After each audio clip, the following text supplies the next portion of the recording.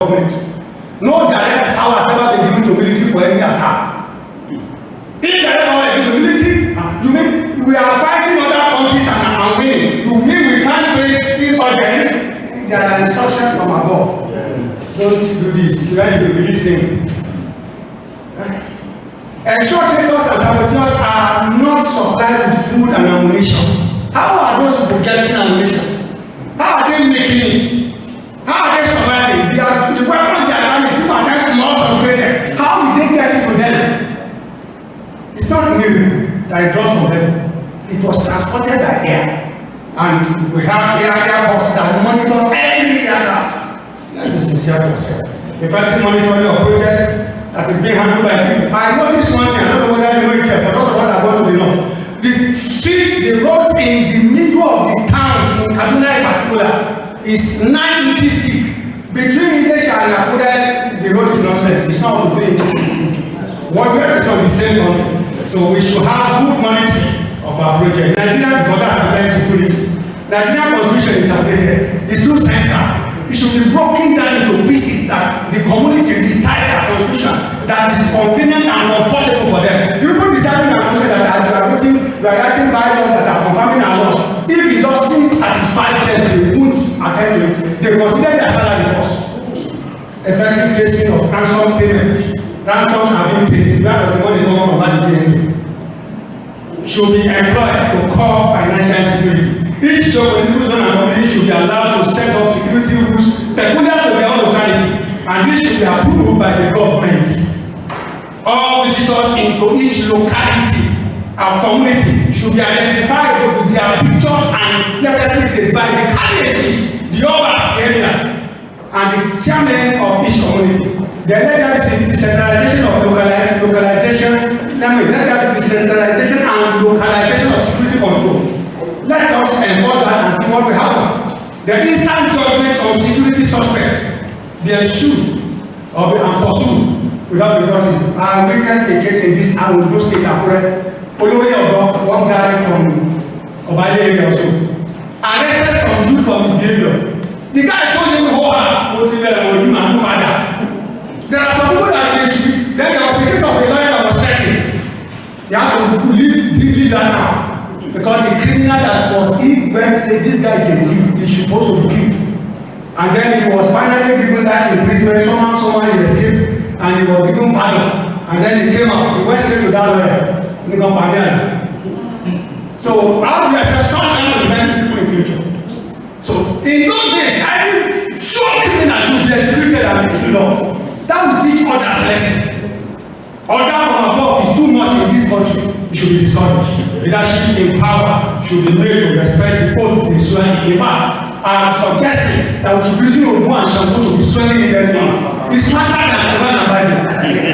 The masses should be enlightened and educated on their roles in God. I want to really appreciate you all for listening. But party politics by individual in power should be dropped and replace policies on security where masses being represented feel that they are there, they are not safe, they don't do the right thing. Please, thank you all for listening.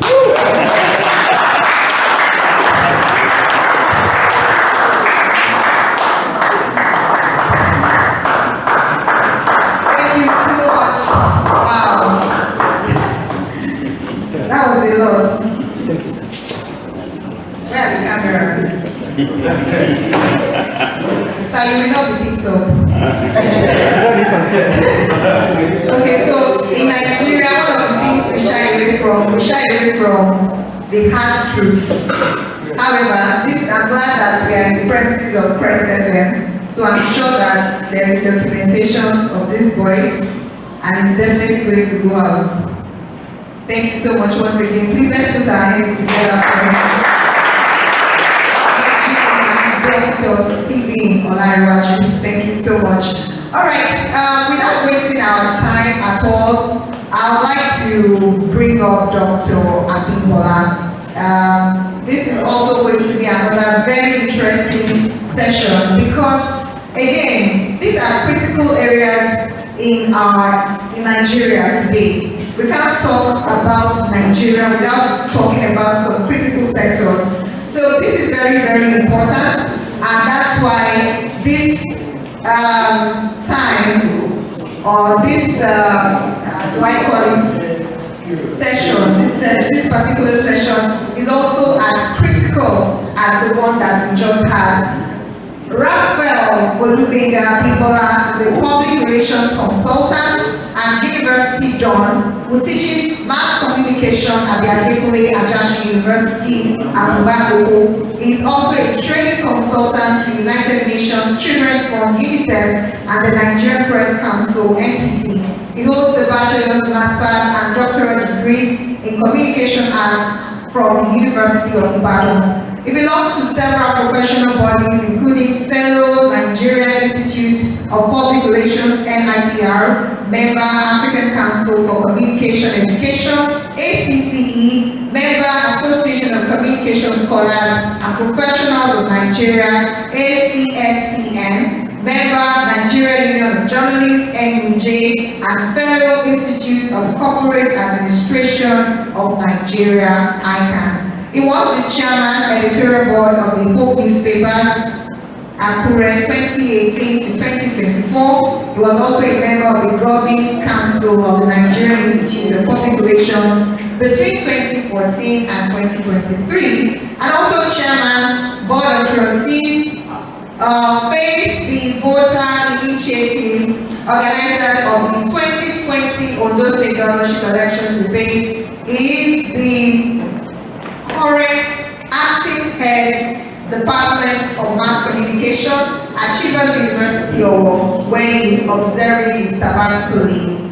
He's also married to Aderoke, and their marriage is blessed with children. Distinguished guests, ladies and gentlemen, it's my honor to invite here Dr. Raphael Olubenga Bibola. Okay, so it's also very important that I remind us that this is a convocation, just as we know. Our questions right now should be not just in our minds, we should pen them down so that we do not forget. I know we already have questions from the first session, and questions from this session as well can be noted. Thank you very much. Is Dr. ready for us? Yes, just a moment. Okay, DJ. Okay.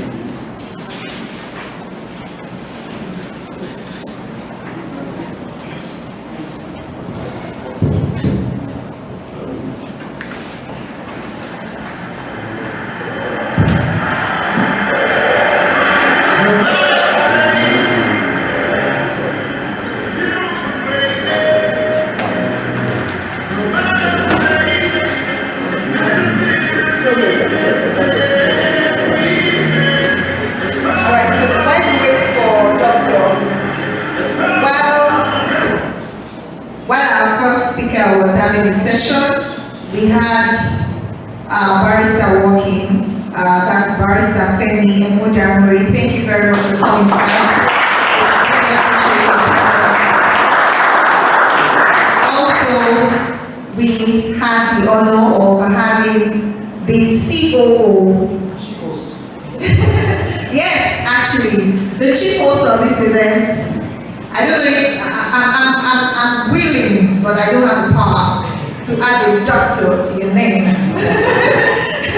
But I would love that we invite and welcome at the same time our CEO, Crest Hill Media, Mr. Adeolu Wega, the biggest boy on radio. Pick up your here.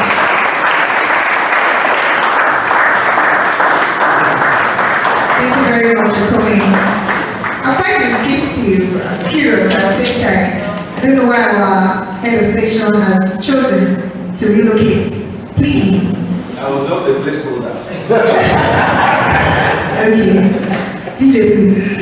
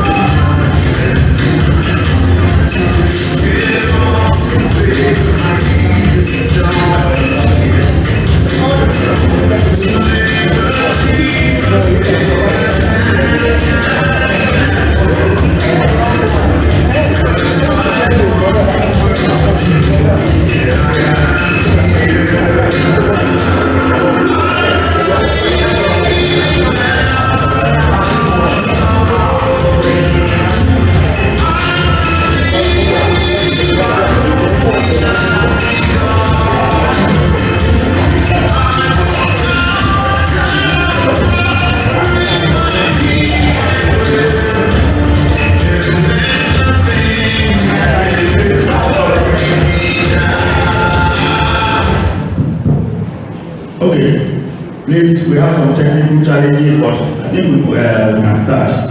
So, we follow the slides as I progress.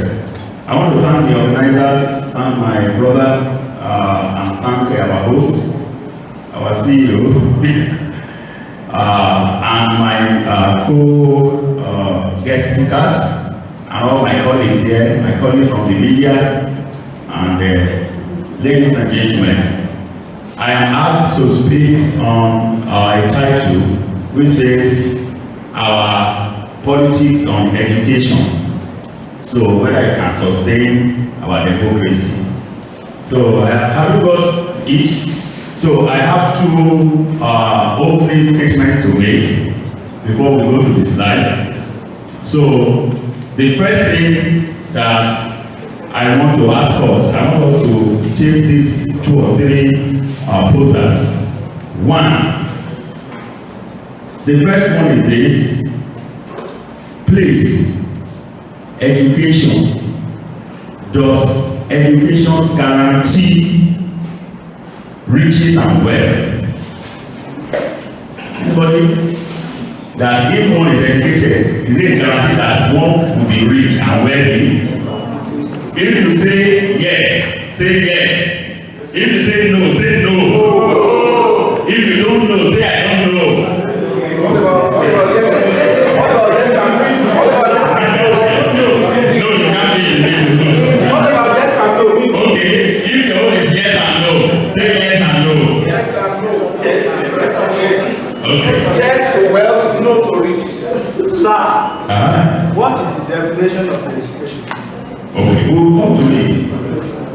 Okay, that if somebody is educated, does it guarantee that that person will be rich? Have you got it? Okay, have you got it? The second one is that is education a scam? Let's be sincere. Is education really a scam? Okay, I think that will give me my laptop so that I can okay, talk from it. So education is not a scam. Okay. Now, does education waste one's time in life? At least, does it slow you down from climbing fast, from achieving your potentials? When we know what education is, It depends. Okay.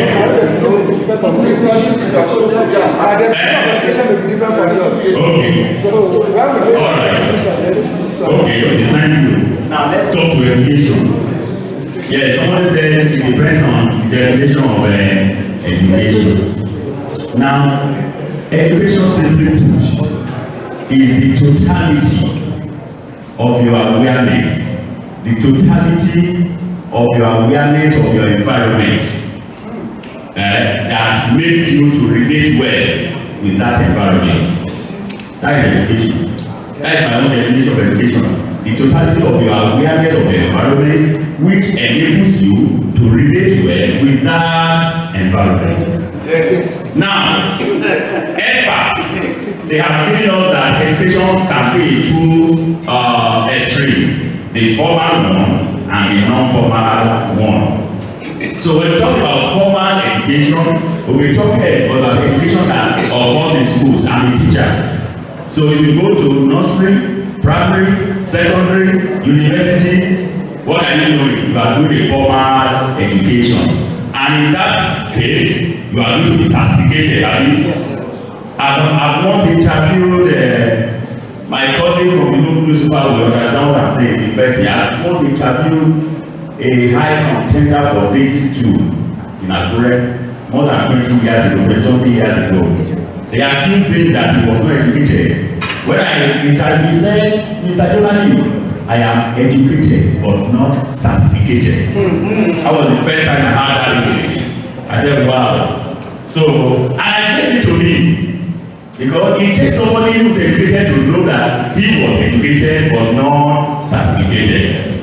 Then we have the other extreme of education, we call it non-formal.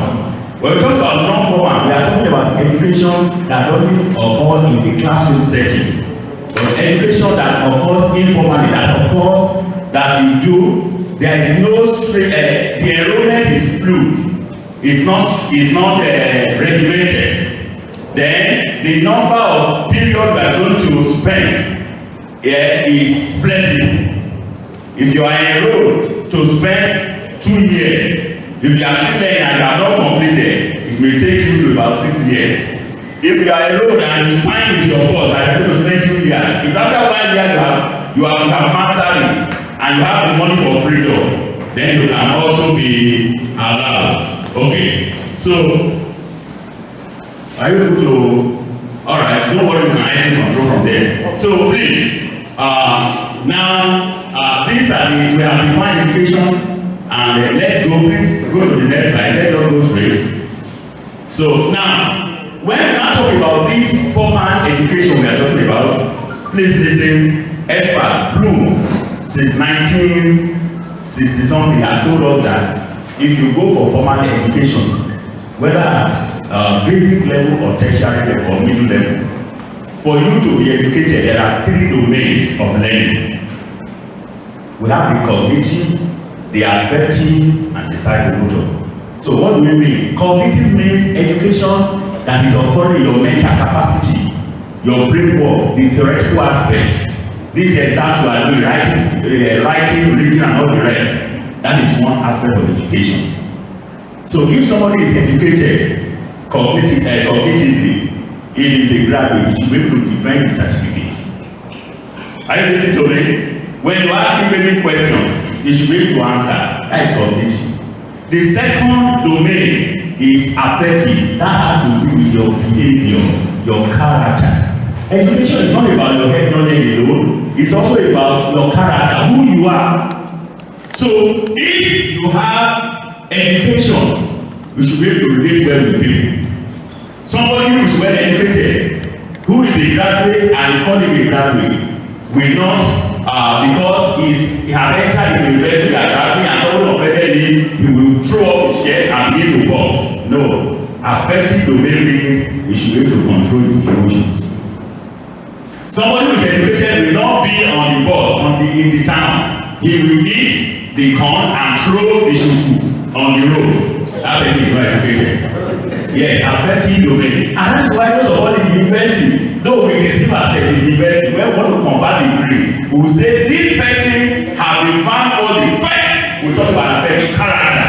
Then we now talk about learning. But in most cases, they don't have character. So I will still award them the degree. The third one is psychomotor. That one is skill. Somebody has graduated. I taught him mass communication, and my brother, I told him and press everywhere. And you asked him to write the news. He sent me an assignment. I came back to write what I used when I was in I told him minutes of last meeting. So that person, so the education is not complete. He doesn't have the skill, and that is the problem with the Nigerian education system. What we are doing now is mass production. We are just mass producing people. And that is why a few of them have cognitive, many don't have affective, and many don't have the skills. Is that the next slide, please? Now, so this was what I have talked about. The next slide. Please, literacy and education, are they the same? No. And that is what my brother was asking the other time. Literacy has to do with relating with books, how to read, how to write, how to talk, how to speak. But education is the all-round that I've discussed earlier on. And that is why, when we are talking that during elections, that because people are not educated, that's why they collect money. But we have some graduates, we do have some teachers, some lecturers that collect 5,000 now. I mean, it means they are literate, they are not illiterate. Literacy is different from education. Literacy is part of education, but education is broader than literacy. Next slide, please. Now, so politics and governance. Our Director of Security has spoken about politics, about governance. But I just want us to know that politics have to do with sharing of resources, managing resources. That is what the problem with Nigerian politics, I will still go there briefly, is that we have demonized politics. And so we have given up that almost good of politics. Somebody who is good, somebody who is principled must never go into politics. And we resort to prayers in the churches and mosques. So, and those that are going there, they are all guru. So how can our prayer make more guru to give us good governance? So the goal of politics is good governance. But in Nigeria, we are having focused government, but very lean governance. Next slide.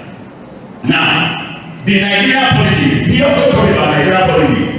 But he says it's majorly parochial and is defined by both deep ethnic and just ethnic. We all agree with that. So now it's a game. Politics shouldn't be a game. Politics should be a service. But in Nigeria, it's a game. This game is, we call it a game of chess and pawn. That you put your money. If you want to go into politics, they will ask you, do you have money that you can waste? You can close your eyes to. If you don't have it, don't. If you say to a rich, you say, can you afford to throw your money to the ocean? You remember our Papa Adeku, where people consulted in those days, you tell them, I've seen a commissioner in those days. The woman told me that when she went to Baba Adeku that, Baba, I want to contest. Say, Baba asked her 3 questions. Say,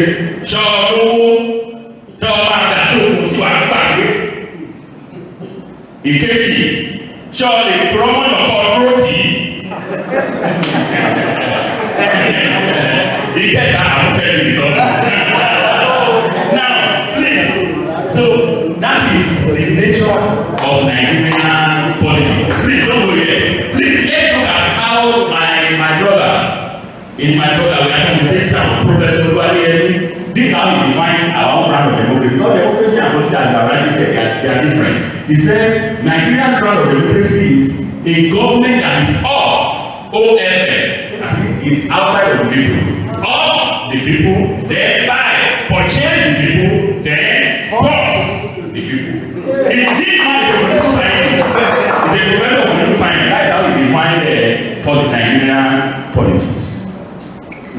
Do we have democracy in Nigeria? I've said it, I'm not sure we have civil rule, but we don't have democracy. Because everything that makes democracy is lacking. What makes democracy? These institutions, we call them the pillars of democracy. Number one, rule of law. The rule of law only applies to the masses. It doesn't apply to the powerful. There is rule of law. Number two, party system. In Nigeria, we don't have political parties. We have only one party. That is the party of the politicians, having different colors. Because where you have party system, parties are governed by ideology. Ideology will dictate what you believe and your manifesto. But today, somebody will be in APC tomorrow, PDP the next day, another party the other day, and they will fit in because they don't have, there is nothing different from what they believe in and what you believe in. They have only thing they believe in how to share the national gain, corruption, they package that word. So let's go to the next slide. Let's come back to where we are now. I'm not defining use. Because my topic is to talk about how education can give our youth potentials in this democracy. Nigeria is 65 years today, thank God.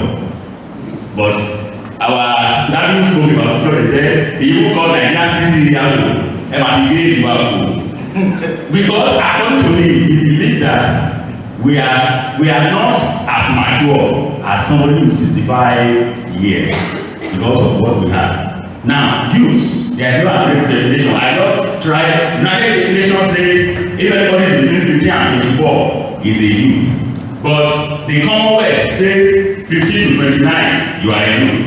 The African Union says 50 to 35, you are a youth. But the Nigerian youth policy, the latest one says if you are between 18 and 35, you are a youth.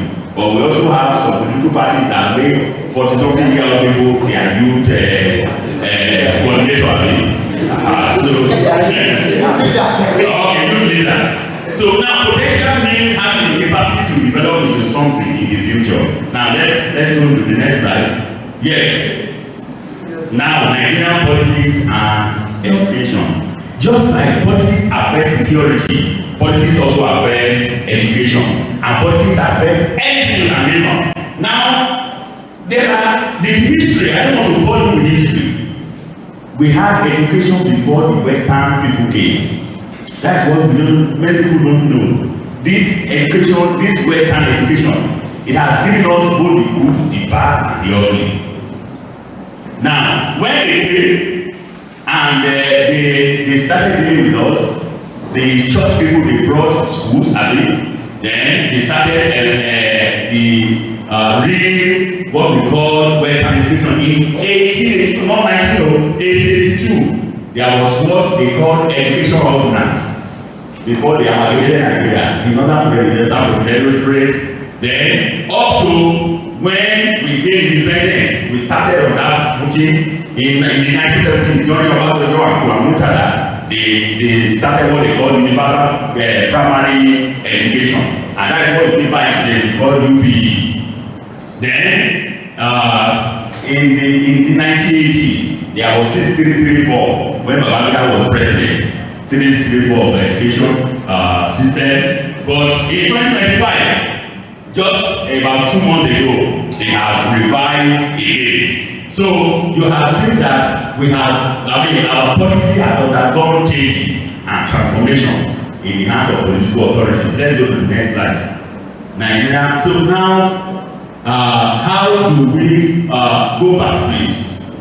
Okay, yes, go to the next slide. Politicization of education in Nigeria. So I have said that politics influences everything in Nigeria.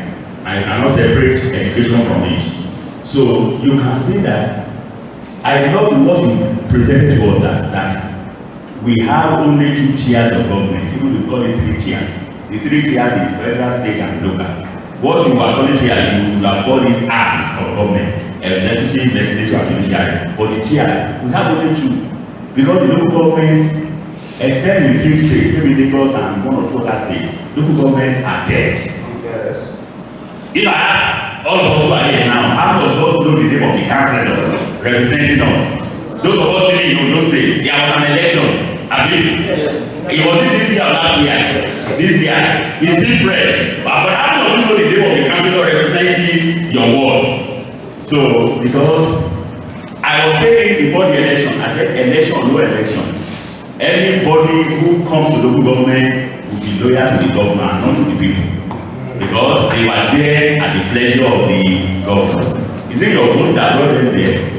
So now, so we can see that, and that is why the over-centralization of our constitution has affected our education. Federal government will still be legislating on primary school through UBEC. They want the curriculum of primary school from Okara and Oda, and I for showing a friend to come in there to be the same. It cannot work. Those of us who have traveled around this country, all the states, those of us who have done it, you know that what divides us is more than what unites us.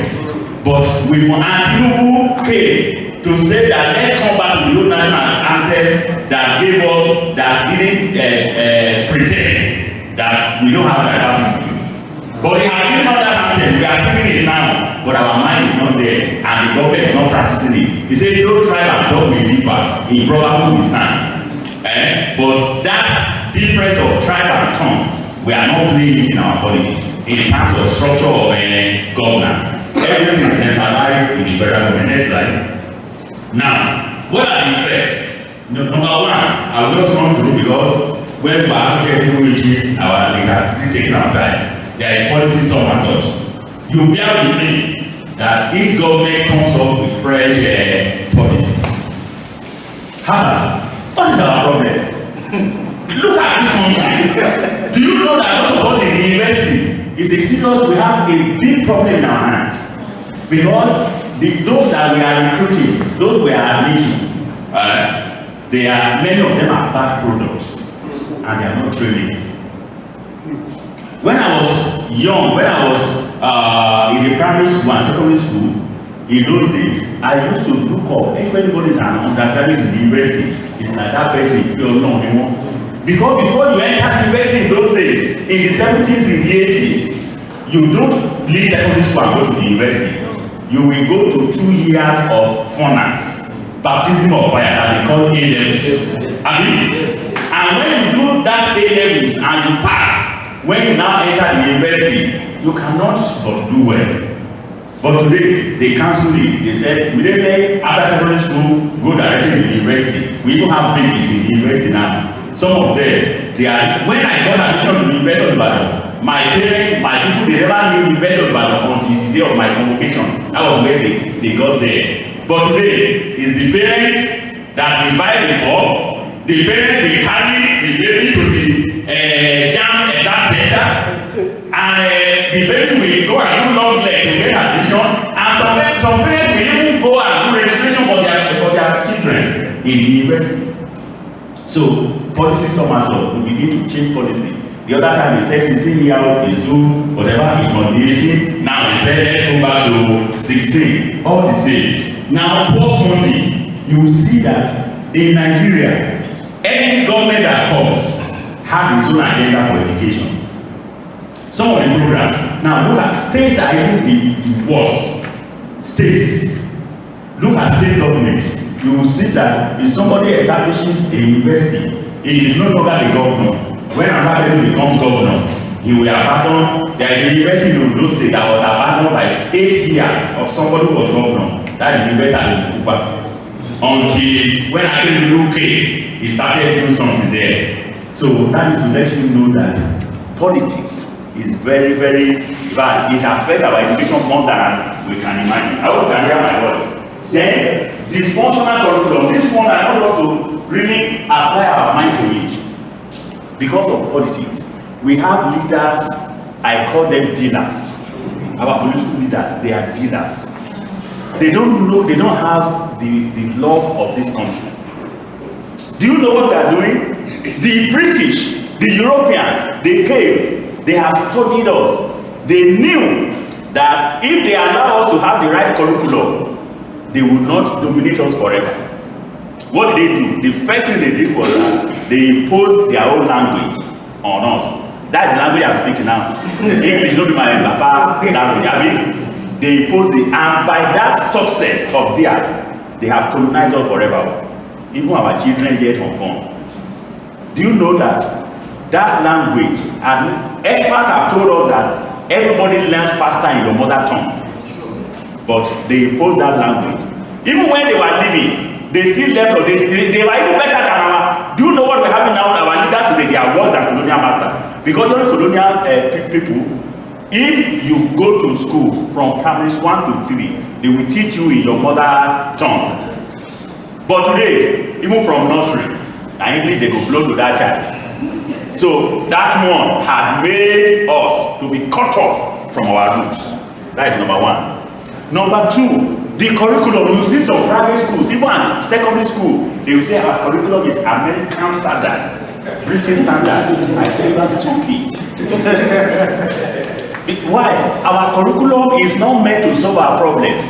Those English curriculum, European curriculum, they are based on their own experience problem. They are using to solving their own problems, and we are copying them, and we are not doing anything. Those of us in the university, sometimes I say university education in Nigeria, that is university system, the way we run our university, that the vice chancellors, the leaders of universities in Nigeria, they are not doing us any good. If you want to get promotion, to move up the ladder, so they say you must publish. Either you publish or you perish. Now, listen, that publication, they will say onshore, offshore. I've never seen any American university say, I will promote you because you didn't publish in Europe, you didn't publish in Africa. But in Nigeria, they will say you must publish more in their journals than in our own journals. And the implication is this: because they have colonized us, we are also helping them to kill our economy. The first thing is that most of those articles we are writing in their journal, they look at it with their own eyes, with their own economy, and with their own culture. If it doesn't mean they will throw it away. So we want to write to please them and leave our own. That is number one. Number two, if you want to publish in their journal, when you calculate, there are some journal, one article. That's why 2, 4, 5 people will now join together because it's over 1 million to publish one article in their journal. Whereas all our local publishers were killing the journals here. You can see the dysfunctional system in our education. So we are now not mounting courses and teaching people in our own language, in our own culture that can help. Let's go to the next slide. Now, poor leadership. You all know that even if it is government, you cannot be a leader if you don't have. Somebody was telling me, is it today, that a school principal in this state, in Akure, I won't mention the school, that the person is in the same school. She told me that she just got to know only yesterday that their new principal paid 2 million to bribe so that they could transfer him to their school, because that school is very big. And they will say that that is corruption, plenty money. Yes. Even I'm telling you, 2 million. They give one principal. It's not that he has become principal, he's already principal in his school, but he wants to go to a bigger school. He now used 2 million to drive. So you can now imagine what will happen at university for somebody to be vice chancellor of a government university. If you are not the candidate of the governor, you cannot, whether you are the best scholar in that place. So the federal universities, I've seen some people, they will go to Abuja, spend money, yet they will still not appoint them. I was on the panel to conduct interview. They wanted to hire 2 years ago at FUTA. They wanted to hire, I won't mention the positions, but 2 managerial positions. So I was invited as a consultant. And when I got there, the vice chancellor, the first thing she had, they said, where are the people from the federal character? And I said, what has the federal character got to do with this?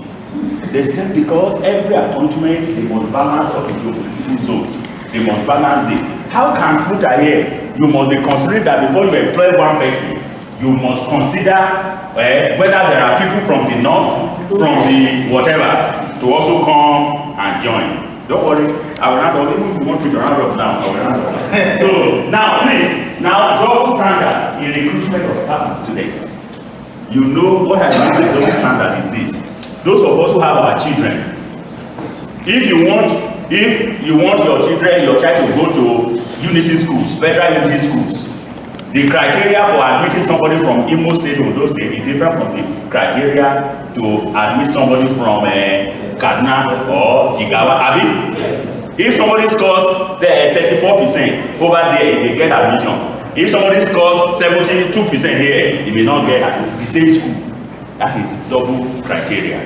And all these things. Even in the universities, it is only the University of Ibadan, or since they started up to today, that doesn't have a catchment area. When you talk about catchment area, especially less developed states, these are all corruption. They are breeding mediocrity that let us carry everybody along. So now, you also look at less or no attention on technical education. In Nigeria, what we are doing now is that in India, I said it on national television during our election last year, that India turned about 300 universities back to polytechnics.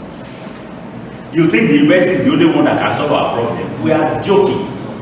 Now, most of the technology we are talking about, it must be from the grassroots. Our technical colleges, they are there. In those days, if you graduated from technical college or government technical college or you're sitting and live, you will get job in Canada, you will get job anywhere in the world. They will be looking for you. But today, we don't have such. No technical colleges there. Even polytechnics, they now turn them to the very degree. Colleges, they are only degree. And that is why I said, so we now overrate certificates above knowledge and skills. So what is certificate in your hand? It's not what you know, it's what you have. I used to tell them, I said, get that certificate because that is what will open the door. But what you keep you inside the room will be the skill that acquire. Next slide, 3 more minutes. Yes. Now, so what do we do? So for us to make our education to give you the potential, first thing, please, we must build values and we must lead by example, those who are leading. If I'm a lecturer, I thank God.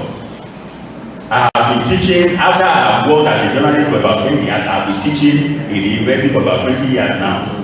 No student can tell me that I have collected money or I have asked anybody to do anything for my advantage before you can pass or get more people from me. If you are under my project supervision, I can never collect anything from you. Because why money? You say you cannot appreciate because you are inducing me. But if you are out of the system, you have graduated, you don't need any favor from me again. If you come from your NYC or you have got a job, if you buy anything, I will collect. The other one is appreciation. Yes. But today, some parents don't even believe that somebody can be in the university and not bribe lecturers and go scot-free. So we must build values and lead by example. We must desist from changing policies like limiting world roads. The way we are changing educational policies, like how we are changing, then we must address funding. Then we must make our curriculum attractive, domesticated, and skills-oriented. In Nigerian universities today, the same with secondary, all levels of education, do you know that community takes about 70%? The continuous assessment is just about 30%. So which means almighty exam, that cannot take us anywhere. If somebody can use his hand to practicalize, why would she should pass more than somebody who can only cite in books. But today, our exams, they only test our technology, they don't test our practicals. So that's what I mean. Then we must appoint capable heads to lead ahead of our institutions. Then merit must govern recruitment of staff and students. If somebody is not working, don't employ. If somebody, the way we recruit our students, we determine. Look at some courses that are highly competitive. Medicine, law, math. If you see most of the students, they do well. Why? Because the recruitment process is very competitive. But when you see some other courses where anything you have, enter. And that is why we begin to mass use them. Let's take the second to the last slide. So, the emphasize about qualification and upscale. Today, I don't know, we need this thing we are talking about it. I'm talking about what government should do. Somebody is reasoning. They should know that having master's degree, BSc, is not the point we are looking for in Nigeria. We should de-emphasize the power qualification. We must talk about somebody who can put something on the table and let let that person be promoted. Take him up, give him space, give him leadership, let him lead, let him do one thing or the other. Not about the time again. So tackle corruption. Then I talk about corruption. There should be no sacred cows when we are talking about corruption in our schools. We must pay more attention to technical education. We must adapt technology to teaching and learning. Because our youth, all this book. Somebody says you want to hide anything from Nigeria, you put it in a book. But if you want them to know anything, put it on your phone. So we must make sure that we adapt technology to teaching. Otherwise, they will follow us. So let me stop there. Thank you.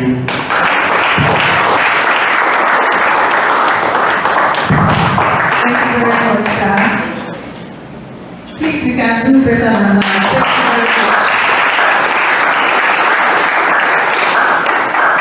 Interestingly, education remains one aspect that we cannot stop talking about everywhere.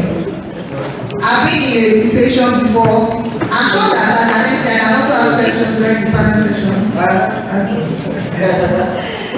Because again, you meet people every day. I've been in a newsroom before where people come for IT and they don't know basic questions. Someone walks up to me to say, I'm here for IT, and it was a public holiday, and I said, you have to come back on a work day. And the graduate, or what should I say, and the graduate was asking me, making no tell one of the back. So these are the issues that we have. These are the issues that we have. We're going to move on. It's a well-packed event today, and it's very interesting that we are not just going to focus on one side, we are focusing on all the sides. And this is moving on to my industry. It's such a privilege to bring up my yoga at the top. This beautiful afternoon, we're in the afternoon already. I'll be bringing up our COO right about now. And he's no other than the biggest boy in radio. I do it with let me paraballet to read your Adeoluwega is a Nigerian broadcaster and media executive known for his prominent radio presence in the southwestern region of Nigeria. He began his broadcasting career roughly 2 decades ago, starting at the Ekiti State Broadcasting Service, and over time has worked with a variety of radio and television stations across the southwest region. Adeoluwega is widely known for hosting the Yoruba radio program Magalaudu, a show that blends Yoruba content with elements meant to appeal to younger listeners. In his current role, he serves as Chief Operating Officer, COO of Crestfield Media Group, owners of Crest FM Akure, Crest FM Ibadan, Crest Media Academy, and other ventures. He is often referred to by the brand name BBR, biggest boy on radio, and is considered one of the most influential voices in the state broadcast industry. Distinguished guests, ladies and gentlemen, the biggest boy on radio. Thank you very much. That introduction sounded like something from maintainig. All right, it's a pleasure to stand here this beautiful afternoon to speak alongside very esteemed personalities that I have very great respect for. And most importantly, I've been asked to talk about live industry, our role in what we call democracy in Nigeria. I say what we call because Nigeria has a very funny brand of democracy. But I think Professor Larry Luademi has done justice to what we do in Nigeria. So let's look at our politics and the media space in Nigeria, the impacts, positive and negative, then the solutions too. Quickly, let me take us through to the very business. What is the media? It refers to the channels or means of mass communication. This encompasses various platforms used to transmit information, really. We have the radio, we have the television, now the new media It's also a very potent platform for transmitting information. And basically, the duty is to inform, educate, entertain. However, the media have a strong social and cultural impact on the society, because the media can, change narratives. The media has a very strong power to ensure that this morning you may be thinking A, and in the next 1 hour, the media has that power to change your thinking faculty to B in the space of even 1 minute. That's how strong the media is. The media's primary duty is to present us with information and alert us with the important events that occur. The information that affects what we think and the actions we take. The media can engage in what is called agenda setting. Very important. We'll come back to that. Next slide.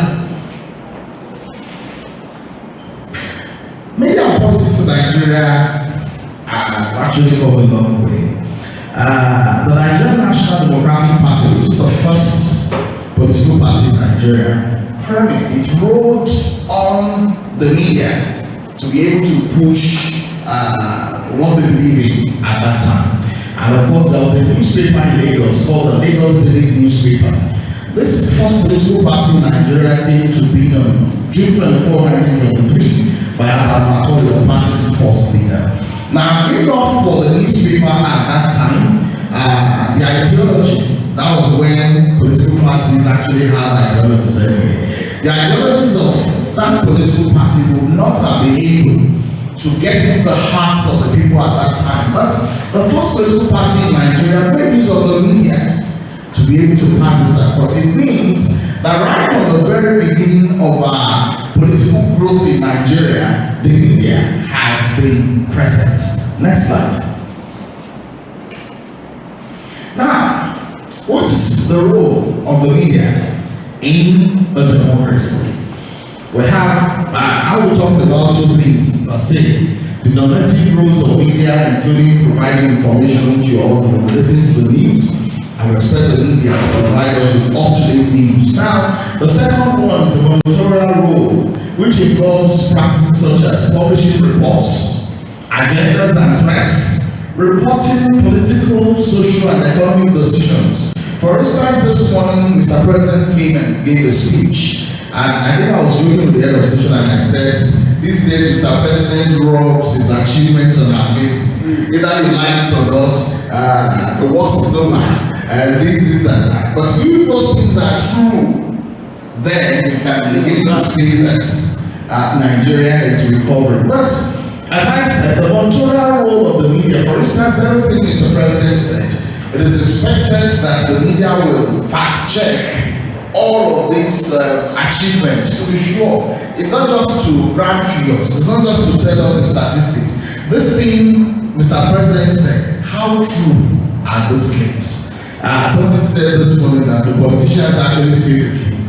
Well, we'll get to know. Yes, next slide. Now, here is it. The media as the watchdog. People expect that when you have politicians in power, in fact, our democracy, they call us the fourth person of the realm. Our democracy is expected that the media will be that big brother that should be on top of everybody. The media is expected to be that particular institution that sees in and out. Even if we are not witches, we are expected to see everything that is happening and be the watchdog. Now, watchdog journalists gather information about the actions of people in power and inform the public in order to hold elected officials to account. A lot can happen. Let me talk about the one we can relate with around us here. The media has been questioned how much exactly goes to local governments in Ondo State. That is one of the rules of the watchdog. Yes, people like Marissa Bonamor is really not taking it easy with them. And I'm sure that it's going to get to the root of the whole thing. But if the media is saying how much is coming to local government in Ondo State, And the local government chairman has said, no, it is not 4 million. We are getting what belongs to us. What will the media do? Are you getting my point now? Yes. Except for other institutions like the judiciary, if you want to make use of the Freedom of Information Act to get the right information. But we were having a discussion the other time. There is an extent you can even go as a media practitioner, and some of the issues that affect your activities as a media practitioner, we get to look at all of these issues. It's not as if the media cannot play the role of the watchdog, but there are too many challenges hindering that role from being performed optimally. The general issues focus on scandals that watchdog journalists cover are political corruption and any wrongdoing of people in power, such as government officials and corporation executives. Now, predictors of watch role performance. Let's look at this together, please. Depending on the differences in social and organizational level, the performance of journalistic role also changes. Next slide. Let's look at our democracy. Watchdog journalism can work effectively in well-established democratic institutions. What does that imply? Where things work normally. The brand of democracy we have in Nigeria is abnormal.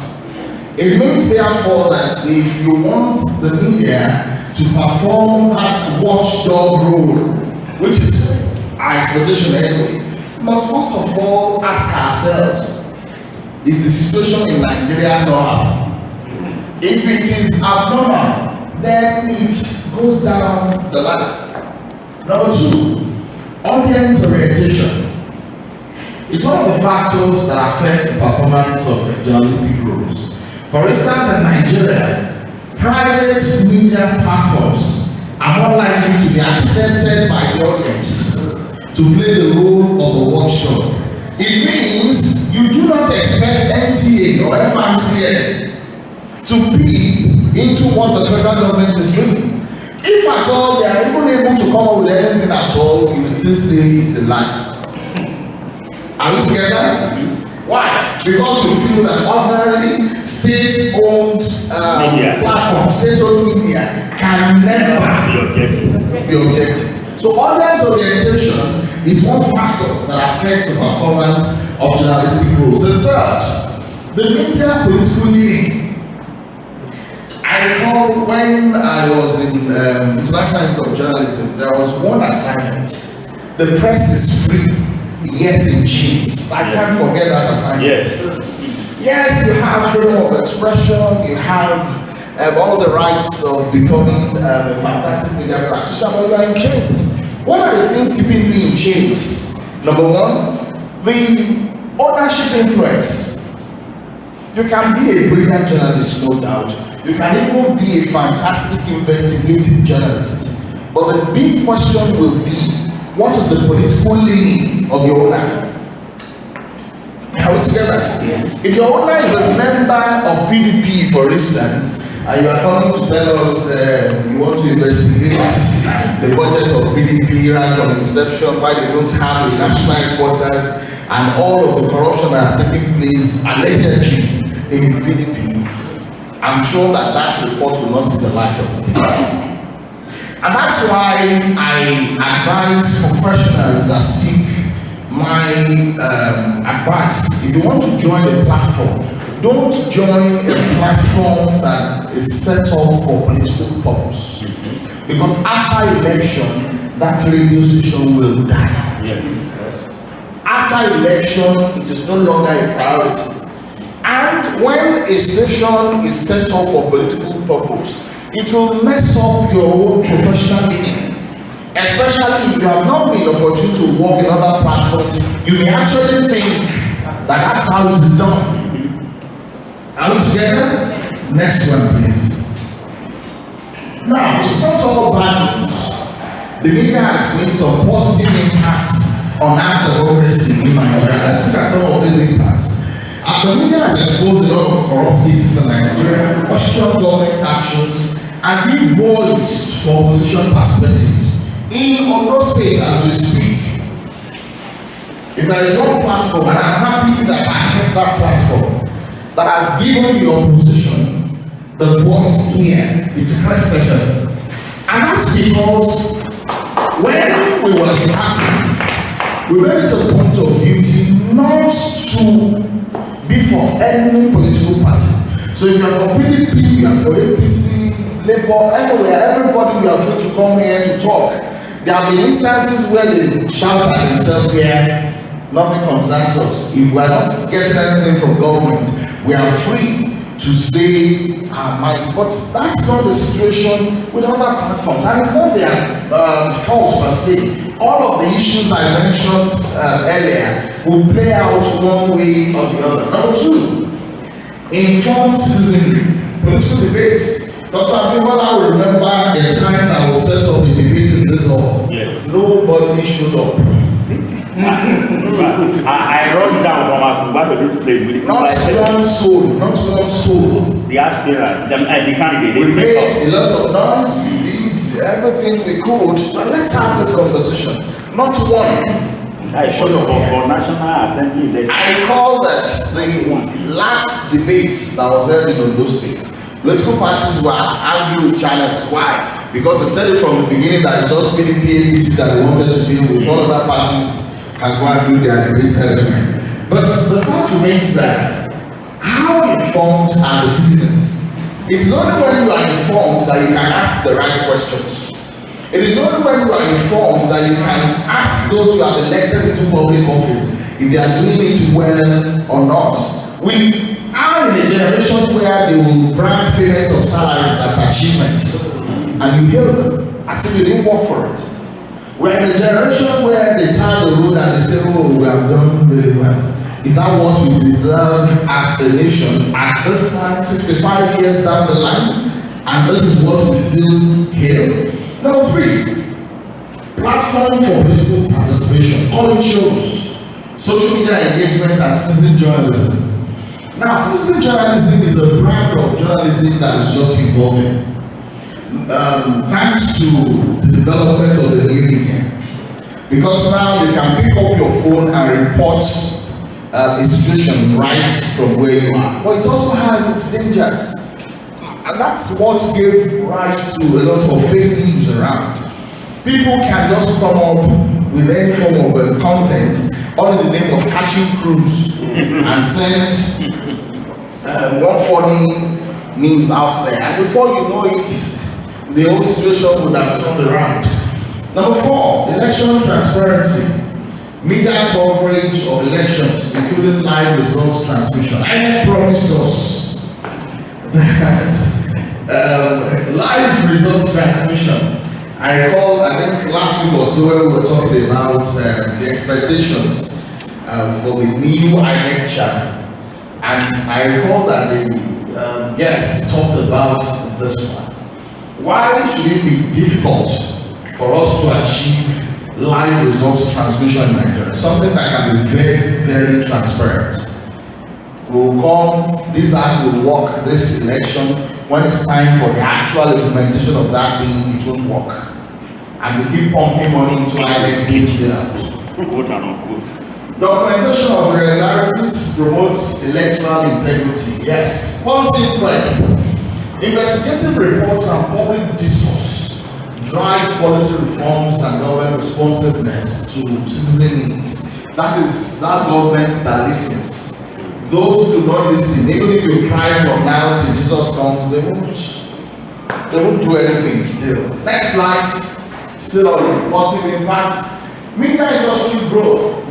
Political advertising during election cycles generate significant revenue for media houses, supporting employment and industry expansion. But this particular one has a form of danger that imposes for the industry. Yes, we can applaud the fact that the media industry is expanding, but it has given room to all kinds of people coming into the industry. In Ibadan, for instance, now we have 60 radio stations. How do you cope? Accra is now more than 10. 10. Accra now is almost 20. Ondo State is almost 20. You understand? So, as much as you can applaud that this is development, it has a lot of issues. What happens is that instead of putting professionals there, they will just look for interns that they can give, stipends and push them behind the microphone. These are people who are not trained, people who are not informed, and they do anything they like. When they now say things that are off the mark, people will say, oh, the media started. But at these professional journalists, in the real sense of it, there are people who rely solely on content creators. They won't check. There is no professional journalist today that does not know that before you put any news item on the airwaves, you should check, fact check, and check again. But these are people who just rely on maybe a post on social media and then you put it on radio. Next slide. The negative impacts. Misinformation, disinformation, and manipulation. Fake news and disinformation. Fabricated stories. Doctored images, no thanks to AI. These days now, I can put you where you've never been before, put your words in your mouth and report that you said so and so. That's the problem. But as much as we fear AI, we should also look at the positive impact. I want to applaud TBC Convocations. They tried something with AI which, well, in the long run, broadcasters will lose their jobs anyway. But they were able to factor AI to read the news in English, in Hausa, in Yoruba languages. They did that with AI. It is, a form of development to the industry. A radio station in Kenya did a model of AI that ran the entire day's broadcasts with no single soul in the studio. These are some of the advantages, but it has its disadvantages too. People will lose their jobs, especially broadcasters who are not technological savvy. They will lose their jobs in the long run. Hate speech, head will roll. The baboons and all of those things we've had in our lexicon here in Nigeria. Politicians are desperate people. They will do and undo.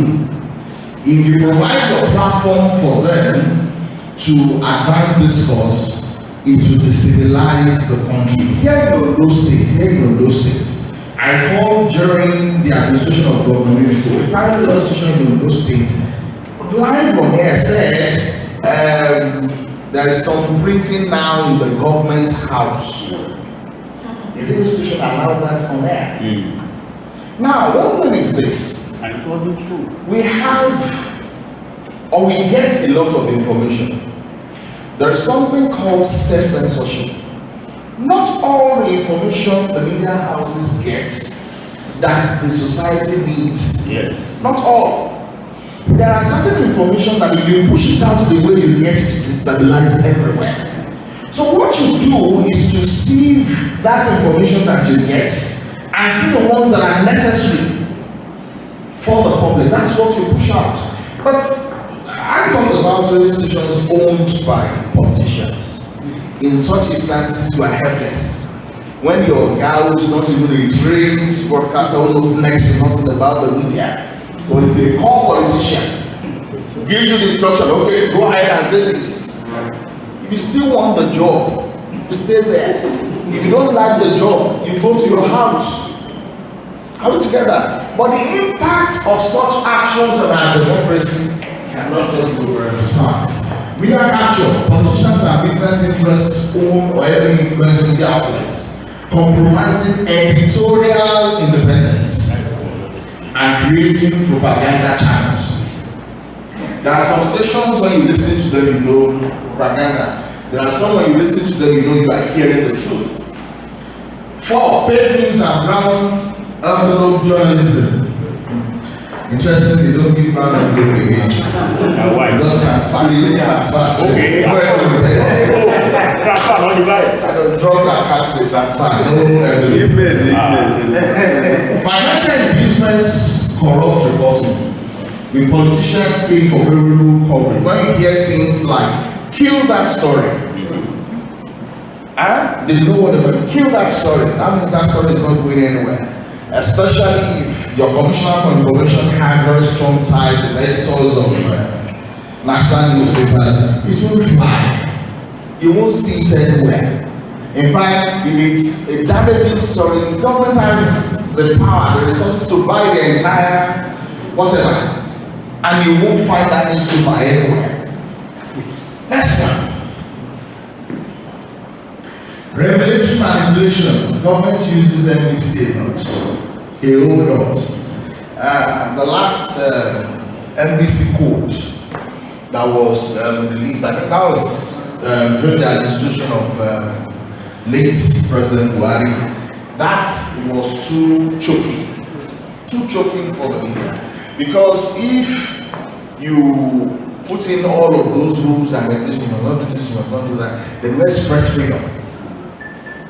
So at times people have been shouting that they need to come together again to check this thing. It happens every 2 years, I think. No, it's 3 years now. So that we can take a second look at the evidence, because what we have at the moment is there. You can't perform well as a broadcaster if you make use of this current but we do not have any choice. You have to abide by the rules and regulations of what you have. The foundation laws and licensed press to intimidate critical media and silence dissent. You must have heard of some radio stations that government will ask them to go and shut it down because they there was even a radio station that they cut the road leading to the place. I did not know stay here. Oh, okay, this is no stay. Reporters face harassment, arrests, and violence when covering sensitive political stories.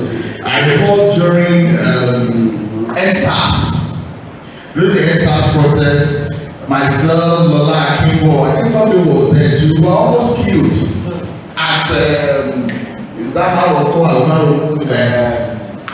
Roadblock, yes, we were almost killed. Why? Because we didn't do anything other than going out to report what was happening in town. And immediately we stepped out of the car, big stones everywhere. They wanted to hit us. The story, they even said we brought cameras. And we said, no, this is a radio station, not television station. They were not listening. Save for one man who came from somewhere to rescue us from that mob. But if that was not the case, we would have been injured or probably dead by now. Why? Because we just wanted to report NSAS. Do you know the state? Okay, sensationalism is a noble substance. Well, focus on scandals, companies, and personalities overshadows policy discussions. Basically, because bad news is good news. Yes. If I publish any newspaper now, if I look at there's this Guardian newspaper Business Day, they believe that these newspapers are for the elites.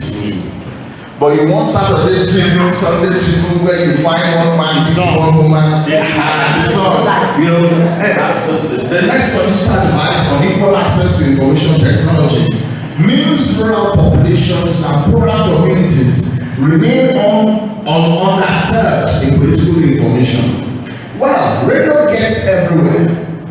It's one advantage that the radio has over television. But for me, per se, I believe that even those in the rural communities know their left and their right when it comes to elections, except for those that may not have enough political information that they can be manipulated. This 5,000 to 10,000 that they share. But the politicians know what they are doing. Instead of opening up these spaces, they rather keep these people in poverty so that they can always come every election cycle to give them stipends and get their votes. Solutions: ethics and self-regulation, strengthen Nigerian press council and broadcast organizations of Nigeria, enforce journalism code of conduct rigorously, establish industry-wide fact-checking initiatives. Financial independence.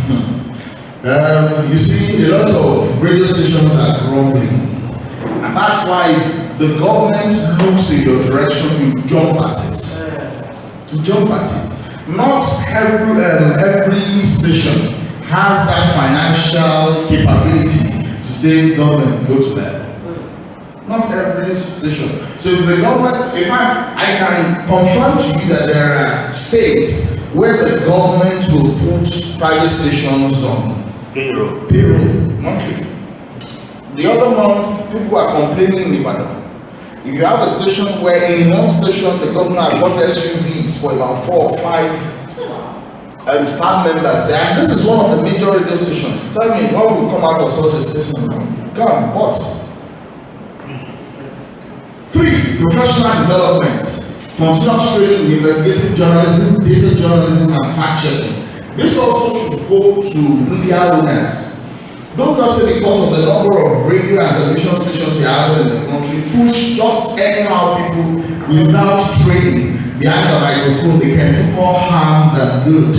Membership programs, purely senior and junior journalists, partnerships with international media development organizations. Next. Progressive regulation reform information laws to protect press freedom, ensure NBC operates independently without political interference. Maybe when this does close. Safety protections, enact and enforce journalist protection laws, rapid response mechanism for threatened journalists. Number 6, digital literacy programs, national campaigns teaching citizens to identify fake news. There are a lot of training and workshops now and even apps that can help you to identify fake news as we speak. So when you see anything on any WhatsApp platform, don't just jump at it and absorb in the way it is. Our parents, for instance, now anything they see, they will broadcast, send everything to you. Either it is true or not, they send it down. Alright, next one. Multi-stakeholder engagement technology for good alternative funding models. These days, media houses now look for grants. Instead of waiting for governments for patronage, you look out for organizations that are committed to the development of journalism to get grants and support for them, so that can also help your revenue base. With that, you can maintain editorial independence. Next slide, yes, sure. All right, the way forward, media practitioners must choose integrity over inducements. Politicians must respect press freedom and engage honestly. Citizens must demand quality journalism and reject misinformation. And regulators must protect rather than suppress media independence. And as I close, let me say that power does not corrupt men, but fools, when they get into position of power, corrupt power. Thank you very much.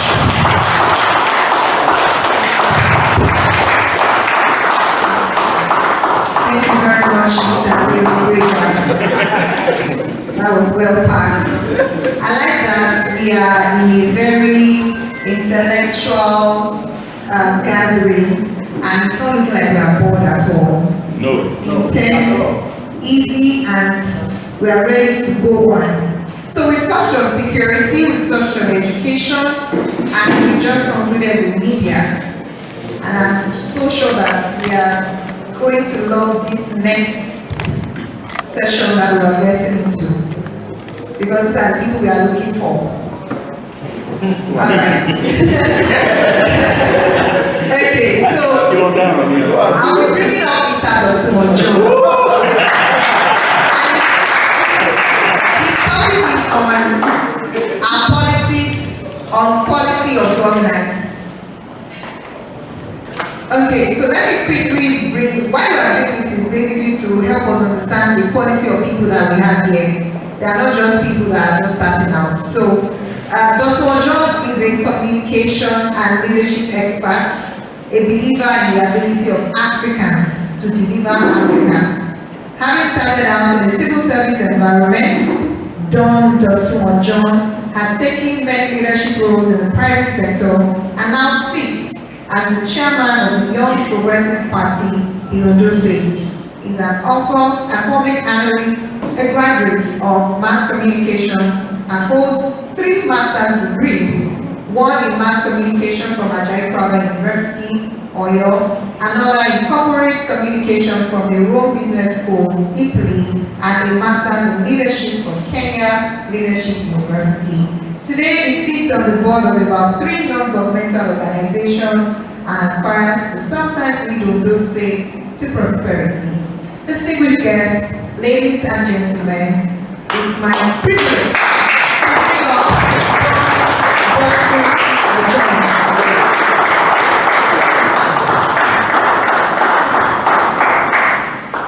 afternoon, sirs and ma'ams.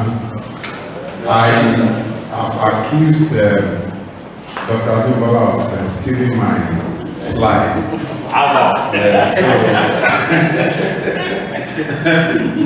So, because you just see that everything, the good thing about Nigeria is that I keep saying it, you get to some communities, they have problem with knowing what the solution is. Our own case is doing what the solution is. Yes. So we all know what the solution is, but doing it is where the issues are. And I'm going to be speaking very briefly because everything I had planned to say, all the speakers have said it. So I'm going to speak on the effect of politics on the quality of governance. The effect of politics on the quality of governance. And you can just be following me and just try, okay. So, I'm going to start by telling you that politics is the process and governance is the product. But the question has always been that whether we can mistakenly have a good product when the process is faulty. One very good thing about this is that I started my life very early, very early. I got into the civil service setting when I was 19. And for me, I still qualified as a youth when I started that. And from that, so quickly, I've traveled in 4 major, I don't want to call them sectors, but just permit me, of the economy. Civil service setting, private sector, leading in a religious organization, leading in a political party. And I say that the behavior of the Nigerian is the same. We can cover and color in the name of Jesus, or Inshallah, or anything. But when you dig deeper, you discover that it's the same thing. For instance, people in, permit me to use the word because that's what the media has termed us. People in smaller political parties tend to believe that the problem they have is in the major political party. But the truth is that it's the same. I was in Abuja struggling to get the nomination form of my party when I wanted to run as governor of the state. So we couldn't agree because the money that the party said they wanted, I didn't have that kind of money. So we were negotiating. So we were in the hotel. We stayed with about 4 of my guys that were there. So we were afraid to touch the money to even pay for accommodation. Because that means that the money we are praying that it should go will come down if we try that. So in the process we couldn't agree. I had to come back to Ondo State. When I was coming back, there was something dramatic that happened. Our woman leader called me and told me that no, we don't do it like that. As you are going to click the form now, as you are coming, we must arrange people that will welcome you. I said, well, I didn't get the form. Traditionally, when you come back, truly, you are supposed to show the form and make notes about it and all of that. But there's nothing to show. He said, no, we must organize how people must come and welcome you. Reluctantly, I agreed. So we were at the party secretariat when I came back. And they came. We had a good welcome. Then I told them the story of how I was able to get the form. I would get back to Abuja and take the form. And now, came, as I was sitting, the woman came and tapped me at the back and told me that we have to demobilize the people. So, I just nothing to take from the money I'm keeping to get the form to demobilize. Cut long story short, she offered to help me out. And she did. Very good woman. But I was on my way to Convocation. Yes, I want to say that account number. So when I ultimately paid the money, and on Thursday of that week, the women gathered again, and one of them grudgingly came to me and said, "You didn't give us money the last time we came." So I couldn't tell her that I gave the women leader money to demobilize people. That means that either you are in APC, you are in PDP, you are in YPP, that I am, the character and the peculiarity of the Nigerian politician is the same. It's the same. And that's why I sit in meetings, political meetings, so to say, and I pity people that are outside, that are believing that their solution will come from such a meeting. And I'm not pontificating, but this is the reality of what I've said. So I've always have issues with the problem, with the process. But here is it. People now think about the governor of Ondo State. And they say anything they want to say. People now think about the president of Nigeria. And they say anything they want to say. But they have forgotten how the process that bettered the product. And I say to you again, that I'm more concerned about the process than the product. And politics is the process. Governance is the product. So how does politics affect the quality of governance? So, number one, I'm just going to talk about what I call the 3 C's. The core and the character, the courage, and the cost. Now, like entrepreneurship, I have come to realize I did a 4-year research into the problem of leadership in Africa, and I came up with a book called Understanding Technical Leadership. In the process of the research, I've come to realize that like entrepreneurship, politics is somewhat like a calling. That's why some people naturally have the grace. Naturally. It's not, I'm not saying that this thing is not buildable.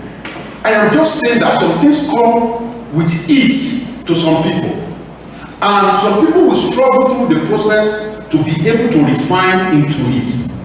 For instance, there are people who hold the microphone, like our speakers, that you want to listen to them more. And there are people who go to school to learn public speaking for them to be able to hold the microphone.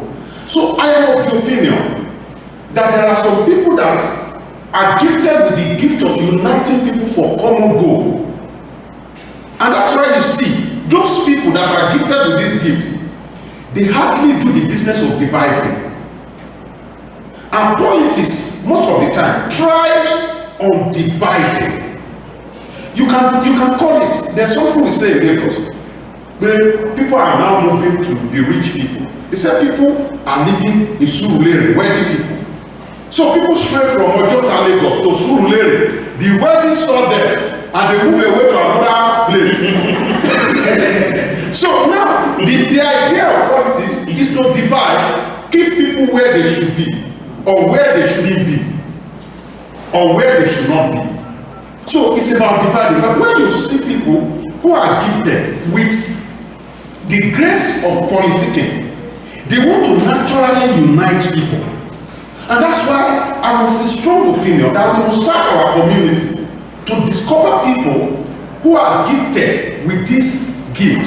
For instance, there are some parents who can tell with almost certainty areas that their children will thrive. They can look at them and say, this one will thrive in this area. If we look well into our community, there's probability that we will see people, we will identify who have that innate ability to unite people for a common goal. And that's why I think it's more of a call. Now, this call affects the character of people. I don't know. They promised my elder brother that they were going to make him a supervisor. If only he prevented me from winning my polling unit. So he did. He did. Now, he was not the one that prevented me.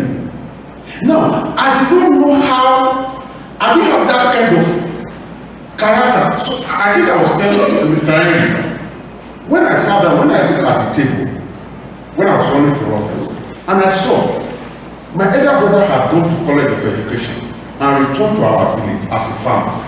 He had not had his own moment of glory. I have been having mine.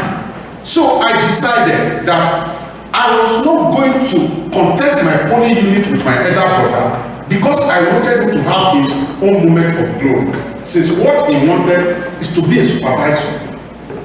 Don't ask me whether they made him a supervisor because they never made him. And he won his polling unit. Now, what defined my character is because I have a call to unite people. So I couldn't struggle with my elder brother to earn votes. I just let him be. But do you know what happened, sir? They beat my PA, they almost killed him. Despite the fact that we were struggling with them. So I think the call comes with the character. The next thing is the courage. Now, people, sir, people may think politicians are their problem. But a community without people of courage will always find fault in the activities of another. Yes. I went into the Polytechnic, and as I entered, the first thing that came, I was fresh out of the village. Fresh out of the village. And I saw student union government building. That was the first time I would see a thing like that. And I was wondering, oh, so students have government? I was wondering, that was the first time I was fresh out of the village. So I looked at it and I was fascinated because I never knew students had. Then I remember that my elder sister had written my father with a student union government letterhead. So I knew, once I get out of that place, I was going to look for the letterhead. So I got home, I started checking everywhere. Then I saw the letter, it fascinated me a lot.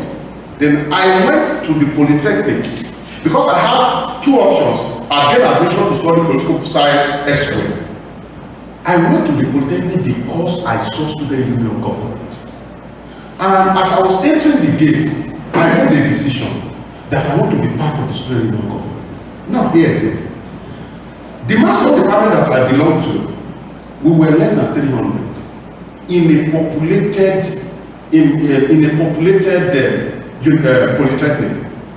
But I saw the courage, but that's not where the courage is. I did not want to challenge them because courage is not just about taking action, it's about knowing the good to also avoid. Sometimes they called me and told me that they will make me PRO in the faculty, that I will not need to contest. That sounded good. But I had to summon the courage to run for the student union president. Now, when I now won, there was nothing to do because my vision was to win. I didn't even know how to call the first meeting. I didn't know. I had won one, but a lot of people would have called me a failure as a student union president. But I was a great achiever. Why? Because my ambition was to win student union this thing, and I did. But here is it. I didn't know how to, because there were people from neighboring schools that had come to populate our school, and cultism had become an issue. And I didn't know how to address this issue. And everybody was looking at me as if I was the student union president. I have to bring a solution to it. But here's what changed my perspective. I was on back, and I didn't know nobody, so I had to appoint somebody who was in the paramilitary to be showing me the faces of cultists on campus. So we were on back, and he told me, he said, "Don, we are being followed." Followed by me, I don't know the election.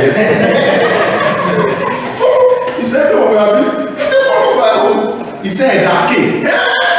Edake that I was the earliest name since when I was in year one. So Edake is following Budimotiku. She remember my vision is also because I don't even know what to do with it. But here's the story. And I was almost winning on bike. Only for us to get to the junction where I'm going to my house, I turned right, and I turned left. And I never even knew that the guy in his front was a student union president. I was too angry with myself. Then I got home. I called my friend into the room. I said, "Do I do the confession? Go and do it. Make sure that you have it." I said, "From today till I leave this school, I'm fasting. From today, and I will never be in this situation where anybody will threaten me." Do you know the product of that? One day, so I was going. There were three hot guys in the school. One is Jesus. The other is actually they lead or more. They lead three different couples. So one day I was going. I've been wanting to meet with Jesus. That's his name, not Jesus Christ the Savior. So I've been wanting to meet with him, but it was a tough assignment. Jesus of not Jesus Christ, Jesus the God guy. So I wanted to meet him, So as I was walking past, Remy, my PA, was telling me, don't take left, don't take left. Obviously, Jesus had graduated since before I entered school, but I decided to just stay there and cause trouble.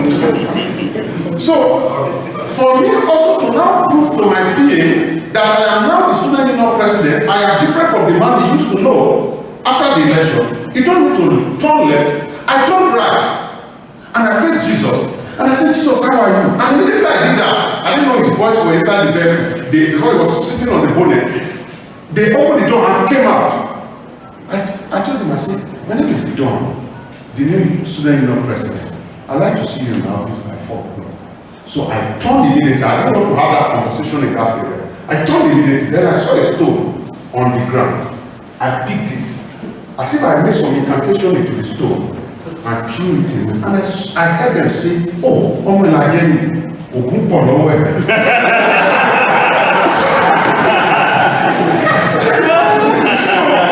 So some minutes to four, I left the student union building. I came to my class to receive lecture. So I put off my phone, and because I knew people would try to call me, then around 4:30 to 5, I went back to my office. Then it's been everywhere, raking and doing all manner of things. Then I told them to call him for me. They called his number. He picked from the other side. I said, this is done. He started raking. I allowed him to rake. And I said, Jesus, this is done, the student union president talking. If you get to Aso Rock, you will wait for the president. Now that you have decided to be arrogant to me, do you want me to now deploy my power so that we continue to fight ourselves in this polytechnic? I said, please, wherever you are, meet me at so big panel by 6. You know what his response is? He said, yes, sir. That is what politicians are supposed to say to citizens when we deploy our courage. But we fear them too much. We fear them too much. Oh, sorry. You fear us too much. You fear us too much. And that's why we get to communities, people are looking at their politicians as their God. Like our daddy said, he said they are our servant. But it's ironic that people fear their servants. We fear them. And the reason why we cannot develop courage is because none of us wants to swim against the tide. None of us want to swim against the tide. And you see that courage is not a product of luck. It's a product of personal decision. Not a product of luck, not a product of charm.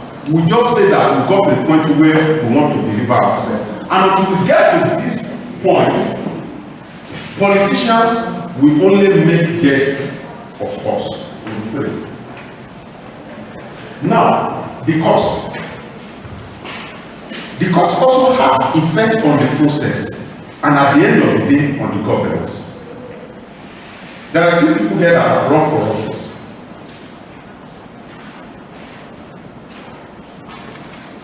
I left Lagos. I had met a wonderful man who was treating me very well in a bank called, okay, maybe I should just leave the name of the bank. So there was a vacancy for an accountant in a multinational. And I've been calling this man because he's done me well. Apply for this job, apply for this job. And he was not applying. So I decided by 7 a.m. to go and wait for him in the front of the bank. So I waited for him with I printed out the things, the requirements and all of that in the paper. So I got to the bank, I was waiting for him. Then he came, I gave him the paper. That's how you have to apply for this position. It was then he now held my hand. He said, I'm representing the interest of my father in this bank. He said, so I cannot join the other place. I said, you should have put me on. That's how we became best of friends. So I was coming home to run for election, June 1st. I called him that I needed some money. So they moved him to a branch along the Lagos Expressway. So I drove to him. He said the entire money they have in this bank is not up to what I needed. But tomorrow when I come, he's going to make preparation. Then he made preparation for it through me. And I was coming. I drove myself. And I packed all the money he was able to give me. I put it, of course, wrote about 2 checks to back that up. I put it in the trunk of my car. And I came. And I made a press release that day that I'm coming to run for governor of Ondo State. And they told me that I should do consultation. I've only covered 2 local governments. I've called my woman in Lagos that please send the woman. And the money I brought was the entire money I had. Like the entire money I had. And it was on the 7th of June that I had to make a call to Lagos to look for more money. But yes, what touched me? A place called Erunje in Otupa local government. I'd gone there to do consultation. And after the consultation, I dropped 50,000 naira. So as I was going, they opened the envelope to know how much was there. And they saw, and they were angry. Yeah. And the man paid the money. I was running after my vehicle. SLS, yes, oh wow. SLS, yes, oh wow. Meaning that SLS, this is not our money. This is not our. And we are all guilty. Yes. We are all guilty. And I say it often that there's no family today in Nigeria who is not represented in this guilt. For example, you just want to place an advert on the media. For example, sir, Politica is different. It's in this on one page. The normal people. Yeah. All of this. Yes, now. All of this will contribute. The media is also guilty. Yes, all of this will contribute to the quality of governance that the winner will be able to deliver. Lastly, so in conclusion, I said the product cannot mistakenly be better than the process. And we are forcing the process that leads to somebody winning election in Nigeria. I've talked about it, the lack of courage, the cost, and all of that. And I said that we can force our effort to better the product. All of us have been talking about, oh, we want good governance. Can we just pause a bit and say we want a better election? And better election starts from all of these processes that have. First, it starts from populating the political party with credible people so that we can have a credible election. My name is John. I'm because today is Wednesday. It is my name.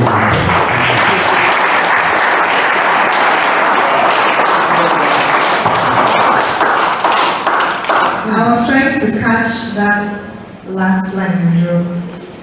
Please listen. I think I missed it. My name is John, and because today is Wednesday, it's my midweek wisdom. Wow. That's very true. Thank you very much, Dr. John. Thank you so much for that one. So we've had 4 sessions so far, and we're going to the final session for today. It's important that, you know, when the table is standing, when the table that we are trying, many people have come to try to select the table. So the final, that we break the table, finally. Break the table finally. It's my absolute privilege and honor to bring up Femi Emmanuel Emodamori, Esquire, a prominent Nigerian lawyer and public affairs analyst based in Akure, Ondo State. Over the years, he has earned a reputation as a fearless advocate for transparency, accountability, and good governance.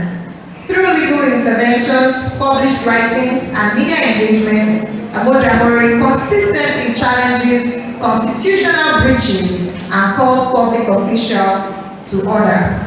He is also the principal officer of Femi Emmanuel Emodamori and Co-Law Chambers. He is widely recognized for his rare commitment to personal integrity, demonstrated by his voluntary publication of annual income and gifts to promote openness in public life. Beyond his legal practice, he is a respected voice on democratic development and the rule of law, making him one of the most outspoken and trusted commentators on governance issues in Ondo State and Nigeria at large. Distinguished guests, ladies and gentlemen, please let's make welcome Femi Emmanuel.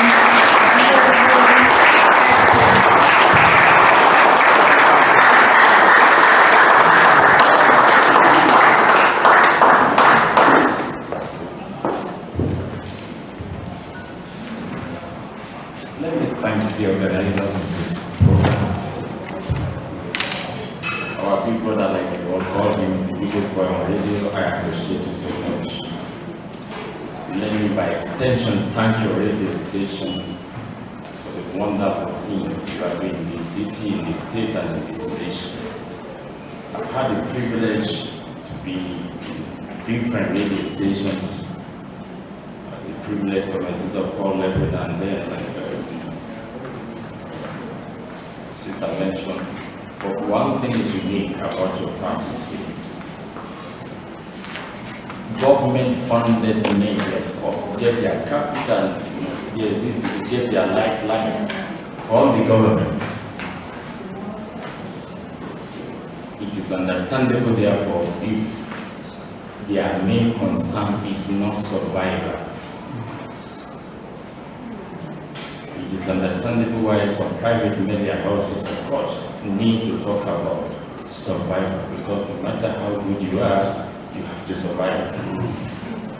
But Crest FM is one of the very, very, very few media houses that have interacted with over the years that will never put money first before journalism. Not that they don't need it, but only God knows how they get the wisdom to survive. No matter what you are doing, even if you are interacting with some government companies, before they publish your story, before they even report the good thing you claim you are doing, you have to do the next. I'm not blaming them. I'm only commending you for the exceptional wisdom you have deployed in this relationship. It's a privilege for me to see my big daddy here, Pastor Larry Wadu, who is doctor to every one of you, is my pastor. I've benefited from everything you have said, and I have nothing new to add. I'm only going to dig here and there what you have said to present my point. The last 5 minutes, I just raised a piece of news on my phone. The Association of Veteran Journalists or League of Veteran Journalists addressing the press conference in London City, I think. And their chairman, Otunga Mokoba, said the problem of Nigeria is not politician, they are journalists. Just 5 minutes. The judiciary, according to him, is the problem. And that fits into the topic I'm expecting.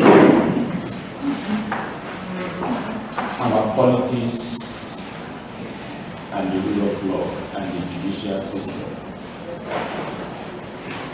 From what we have said here, very beautiful presentation of the guest speaker, the co-speakers. We understand politics affect everything.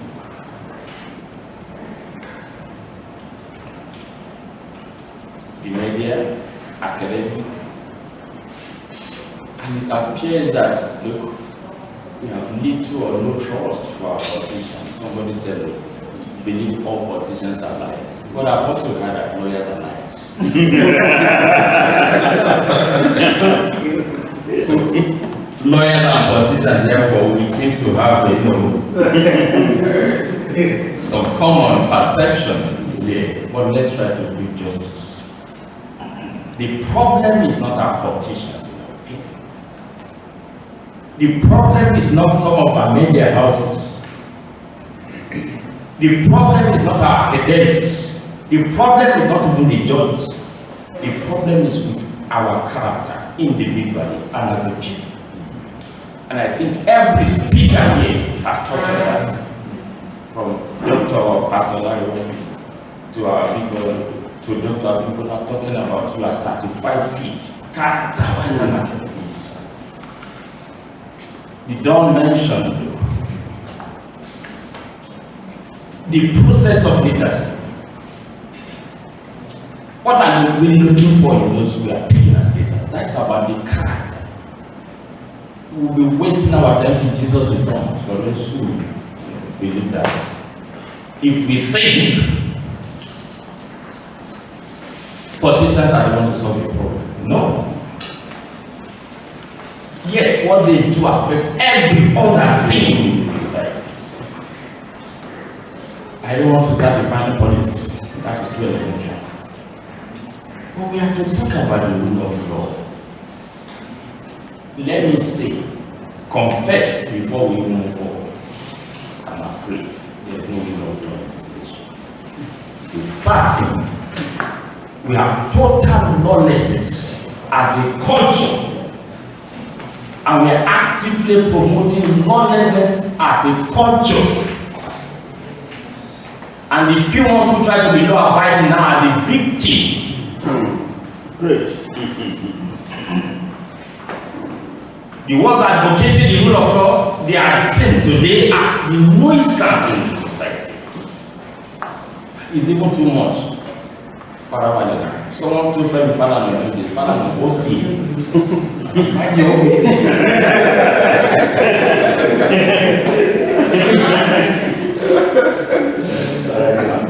A few days ago, there was a sponsored press publication against my humble self for simply asking a question. Can we know how much you have paid to local government from the statutory, state joint local government account, released to local government from January to July 2025? The publication was so, clearly sponsored that I began to laugh.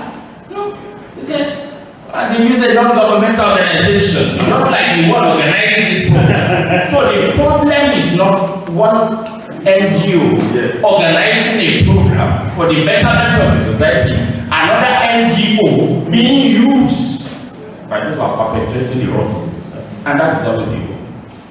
People ask me, look, how do you want to be described? You can describe me by anything, but please don't call me a human rights activist. Please don't know that. Many of the people we call activists are rightly described as castivists. They are just paid what they are doing. No character. And that is the defining thing, character, individual. And it goes beyond politics. From home, our respective organizations, down to churches, I'm afraid. And it's getting worse in the churches. Yes. The mosque, the character is not there. How do we expect angels from heaven to further and lead us? Unfortunately, the judiciary is not spared today. And so the rule of law is broken. Moral decadence in the society is what, metamorphoses into the kind of leadership problem we have in the society. So, let me get to the truth. We focus on what we are to talk about. If we are to talk about the rule of law, you start talking like we are in lecture here, you start talking about equality before the law, respect for the law. You only rule by the law, not according to your arbitrary whims and caprices. And so you find section 17, subsection 1 of the Constitution saying, the state social order is based on ideas of freedom, equality, and justice. When people talk about rule of law and the judicial system, we only focus on that tiny aspect of it, justice. But it goes beyond that. Section 4, subsection 2 will tell you that there's legislative power of the Federation is vested in the National Assembly, and what are they supposed to do? To make law for the peace, order, and good government of the Federation. Section 4, subsection 7, the legislative power of the state is domiciled in the State House of Assembly to make law for the peace, order, and good government of the state. And so section 17 now telling us that look, the state social order is funded on the basis of the ideas of freedom, equality, and justice. So if you are to make law for the peace, order, you must make laws that promote equality and justice. Any other thing outside this, you have chaos in the society. There seems to be no order today because there is social disequilibrium in the society. People feel unfairly treated. The same man works 8 hours in a day in one government institution and gets paid what we call peanuts. Another word, I mean, Dr. Abimbola, very soon, probably by God's grace, we'll start hearing Professor Abimbola. Amen. More work, less pay. All you need as a secondary school graduate, maybe your secondary school qualification or whatever you call it, to be the president of the Federal Republic of Nigeria. You don't even need that. People don't know. If you have primary school leaving certificate with ability to read and write, to the satisfaction of any. That's why we are wasting our time questioning why. Or never be. You are competent, you are qualified constitutionally to be president. Then Dr. Abimbola, with all his hard work, investment in building the nation and then producing those who be leaders of the nation tomorrow, get paid how much? And then someone sits Tuesday, Wednesday and Thursday, because by culture they don't sit on Monday in the National Assembly, they don't sit on Friday, they have to travel 3 days a week. With lots of sex. Goes home with how much? There is no social justice. We can't have order. And so section 17 subsection 3 paragraph E of the Constitution says to the state must direct its social policy, social order policies towards ensuring that there is equal pay, equal opportunity. So when these foundations are out of it, I'm sorry, the law is helpless. And so people think the law is the problem. Like the journalists that have just attended the press conference that I read 5 minutes ago. No, the law is not the problem. We are the problem of the law. Beautiful things in our law, nobody follows it. Nobody. Please permit me to just present this in the few minutes I have, whichever way I present it. The most important thing is the message we are trying to pass across.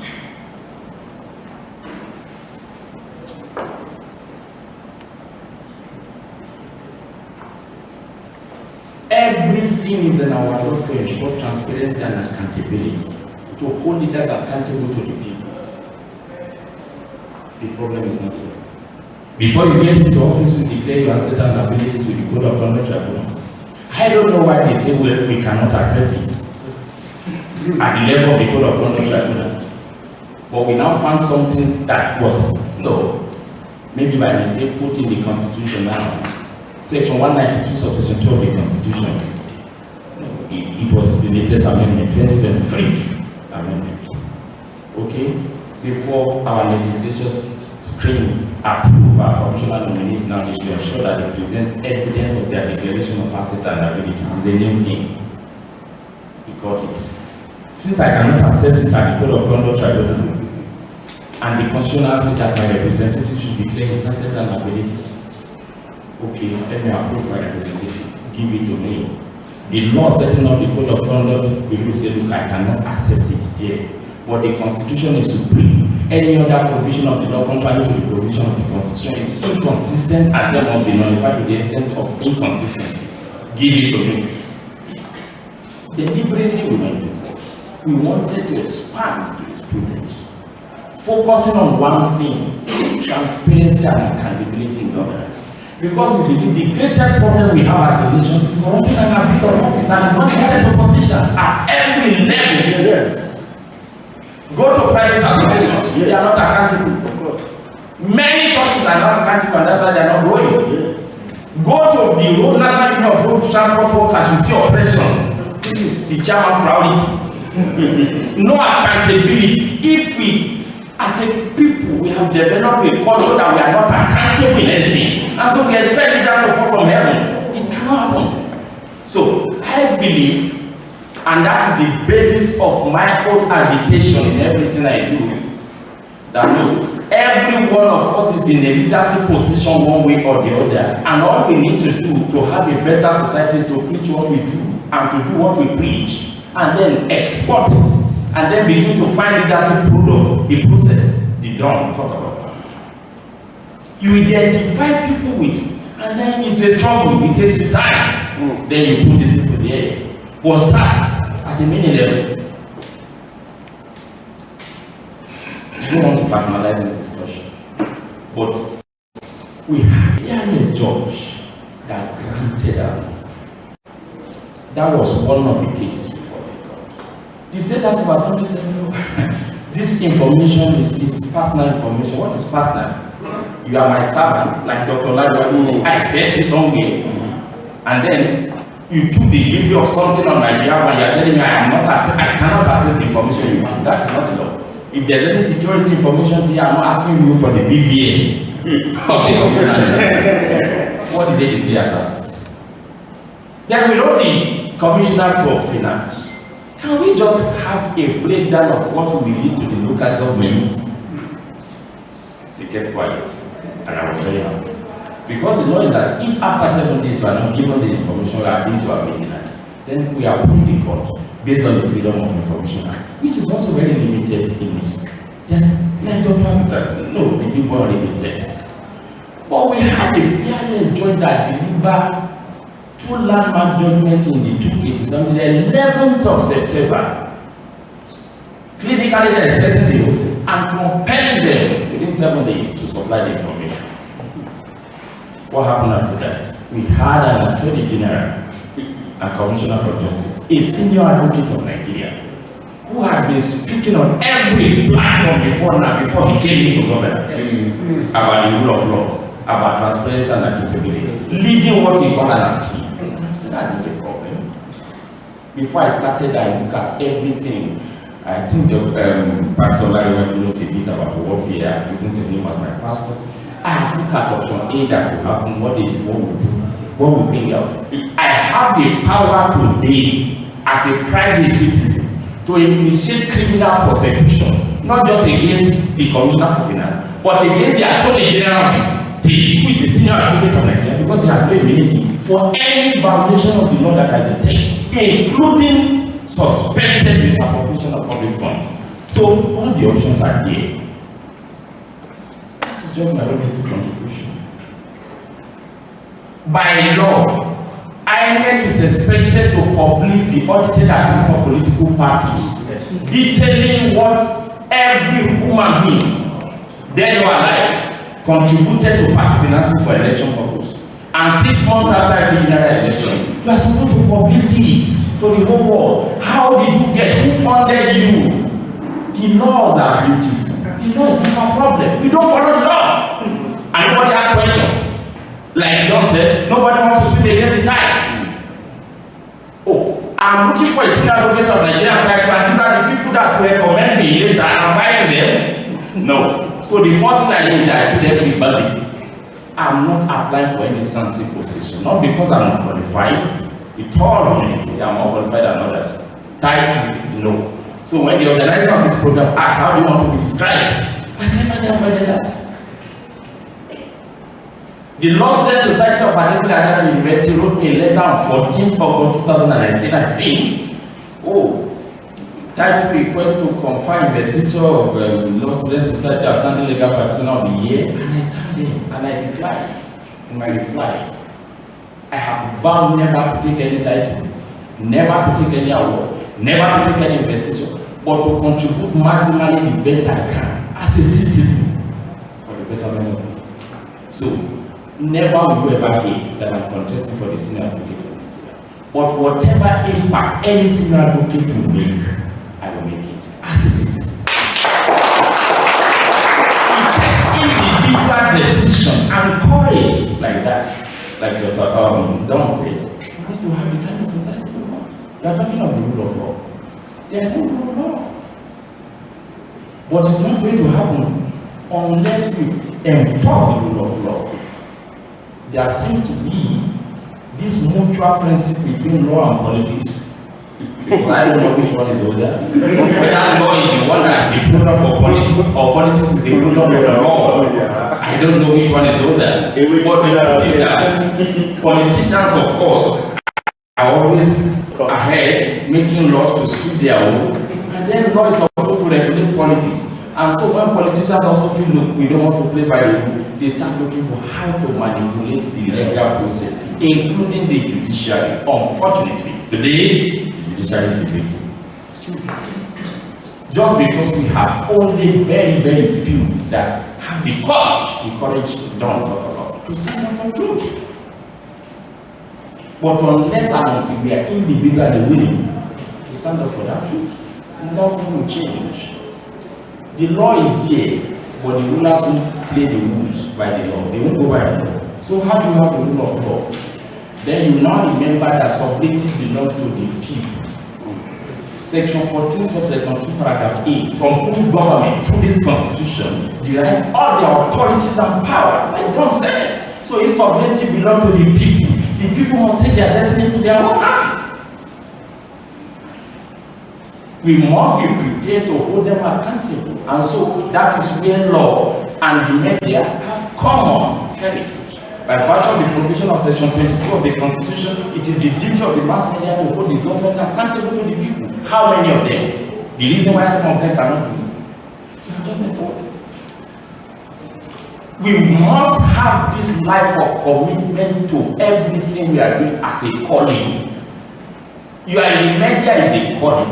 You are in the academic is a calling. You are in my legal practice is a calling. I can tell you tomorrow. I will tell anybody I'm not going to become a judge.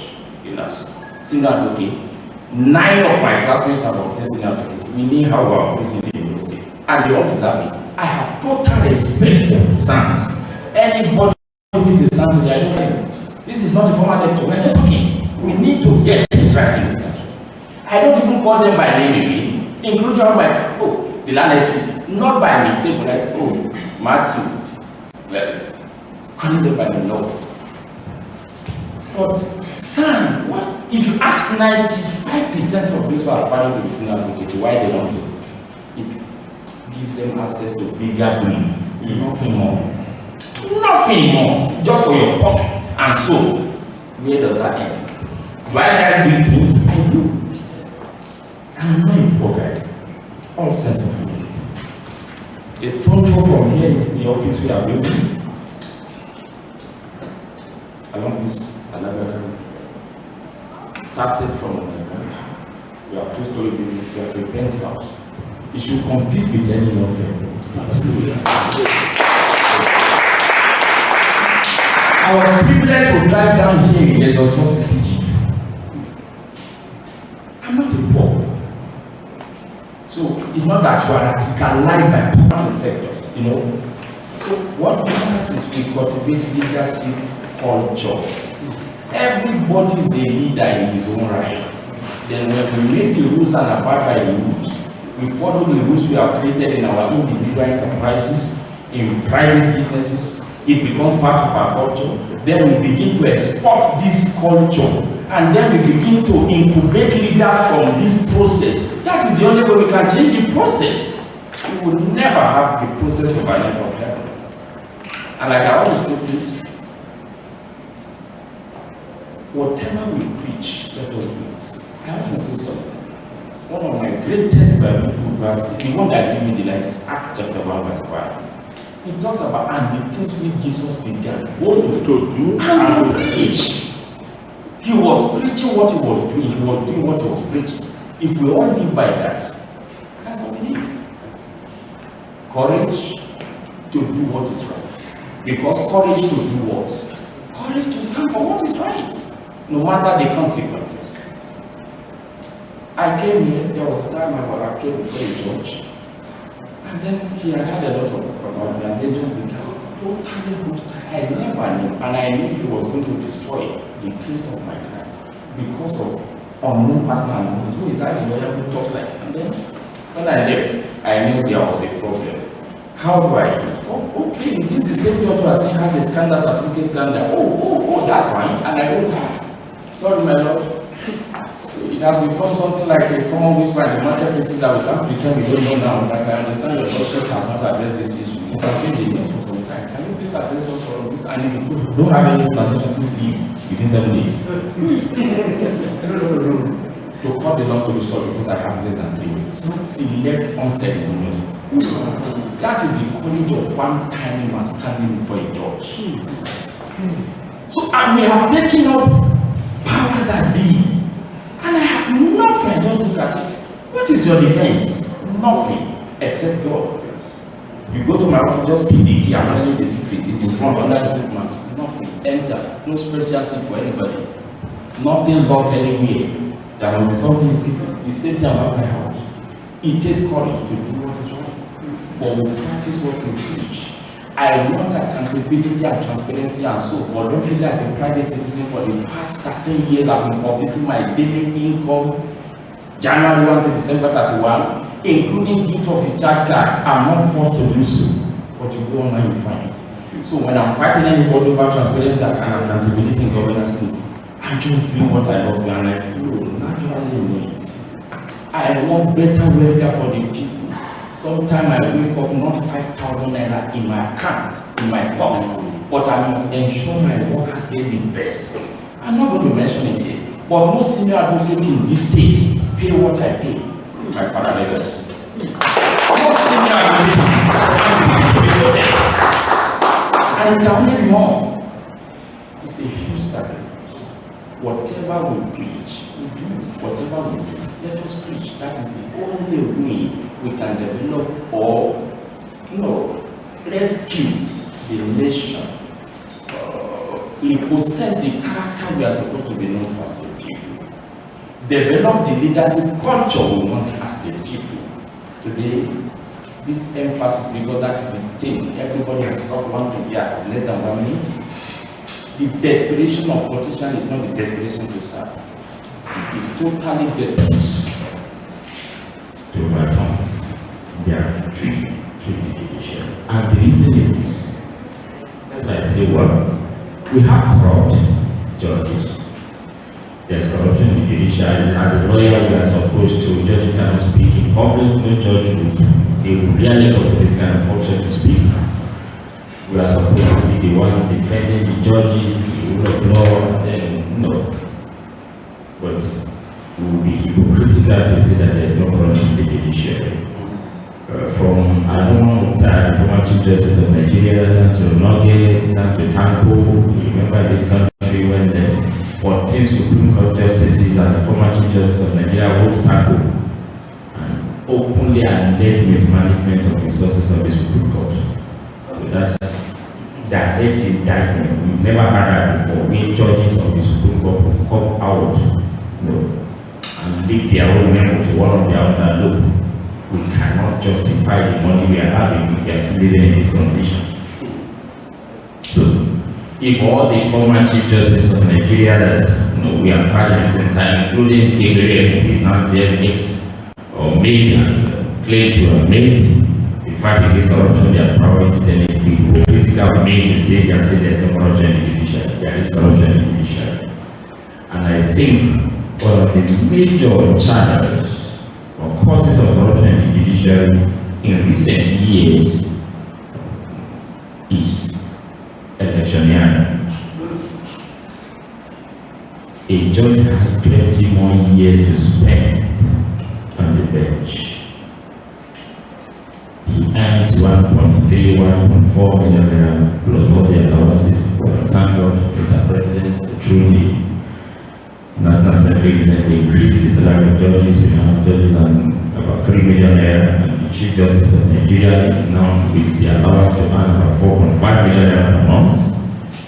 But you have 20 more years to spend on the bench. Let's assume you are earning 5 million naira per month. In 12 months, that will be 60 million naira. 60 million in a year. You have 10 more years to spend. That's 600 million. 20 more years, that's 1.2 billion. A president who is permitted to spend 5 billion as a candidate, not his political party. No candidate, presidential candidate should spend more than 5 billion. So they say he can spend up to 5 billion. They spend more actually and they cover it all. Can afford to budget 3 billion for some other purposes. So, like the Don said, the temptation is this. You have 50 more years. If you are caught to be corrupt, the maximum punishment is to dismiss you. And so even if you stay there for the next 10 years, what is the total that you earn? And somebody is offering you 10 times more than you ever earned before you retire. I say, so what is the worst thing that will happen to you? And so, personally, you will understand this. So, the judge will go to his closet and say, if it is possible, let it go. And then, like God said, he goes home again and he remembers, my child, 2 of my children are abroad. I sent them there when dollar was 192 naira to naira. Today, look at what it is. They're asking for school fees. He doesn't know what to do. He goes, eventually this cup cannot pass over me, and then he begins to take, everybody does it and so forth. So when politicians say go to court, they have perfected the process of corrupting the judiciary. But not everybody in the judiciary is corrupt. Now, when elections are conducted, you set up tribunals. There are some people who are permitted by law to even appoint those who will sit as members of the tribunal. They know who to appoint. When policemen are deploying people to the road to checkpoints, they know who to deploy. Not the SU. Say no. Because we have to come back with results. I'm not talking about that results here, but they are looking me. So when they say go to court, number one, they have budgeted part of the money for electioneering to settle INEC to perpetrate their religion in such a very massive way, sometimes, not all the time. They are also known that, look, after this, you may go to court and so. Some people will eventually adjudicate what they sow. They have very good relationships sometimes with those who are in a position to appoint those who sit as members of the panel. They have taken all those things into consideration. They budgeted for it before the election. That's number 2. Number 3 is that they have enacted a law, that is section 285, subsection 6, subsection 11, and you have that, and maybe section 14, subsection 14 of the Constitution, and that give time limit within which election cases must be concluded. So the tribunal must deliver its verdict within 6 months. If you go to appeal must deliver its judgment within 2 months. And so for a presidential election covering 36 states, 700 with the area council 74 local government, each local government having a ward, many wards, then many polling units in the ward. And so they perpetrate, if for instance there is rigging in virtually every ward, you have only 6 months to prove this rigging, and it must be someone who participated in the polling unit that must come to testify, not hearsay.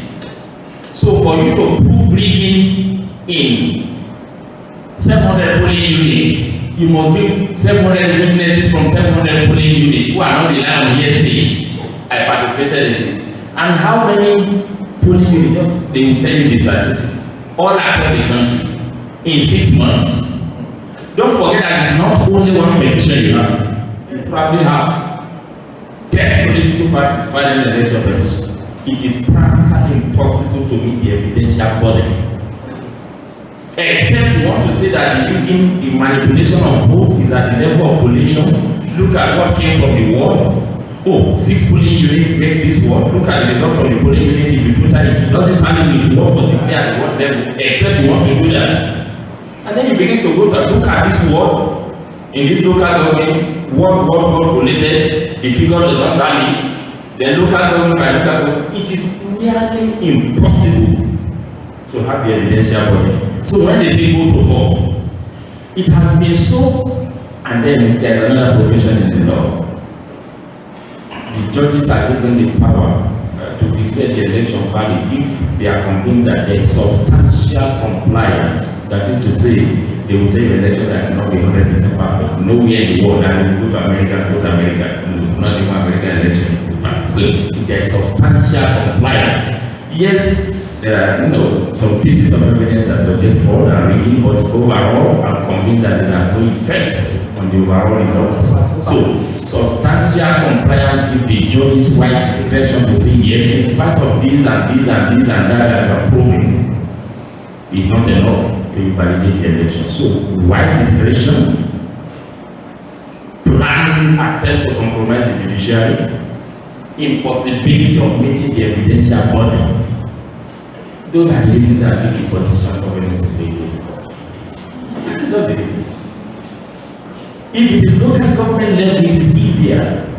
My big brother, my benefactor, the data grateful was the government. I'm not when I criticize the government. I was privileged to be close to a great particular, but I've never belonged to any political party and I will never join any. I've never contested any election. I will never contest any election. I've never taken any political appointment. I will never take any. But Aketi was a lawyer, and we met at the Federal High Court just in front of him. He came to defend his cousin shortly before his primary. His cousin was the chief medical director of FMCO. People who are in the medical world, there was a problem at FMC some years ago. And so, he won primary, he couldn't continue, but there was a table by the court, and I love it when I'm going to meet him advocate in court, or whether on the same side or on the opposite side. I prepare. Aketi was a radical person, very brilliant, but because of the primary, he had no time to revise his note. So, this young boy who knew that a big massive discovery, we are going to be paid extraordinarily. So, we are on the same side, he was defending one or two defenders, I was standing 3 and 4. The truth is that the case of his client was bad. His client actually implicated my own. So we are supposed to be not having So, but he will make a submission on points of law, and I will corroborate, yes, I am not the largest advocate, and then begin to put authorities offhand. He has stated the principle. I didn't need to start putting all these things, but to show that I was prepared, I slept over that he didn't need to waste his time. He already had it in the table.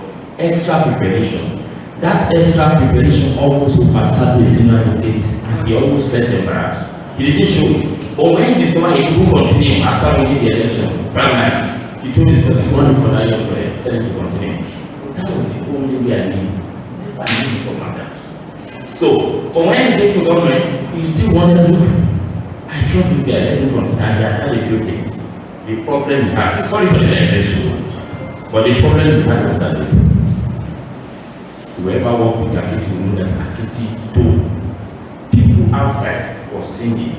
And the problem we had with some of his commissioners was that we were not allowed them free hand. But people talk the same way you are disciplined with us, you are not disciplined with your immediate family.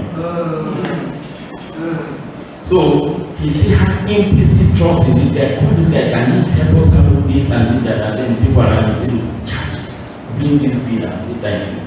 And then you call me and say, sir, you are a lawyer, you only trust me because you are helping me. Whatever you think I am entitled to, and I got the least payment for the biggest job from a case.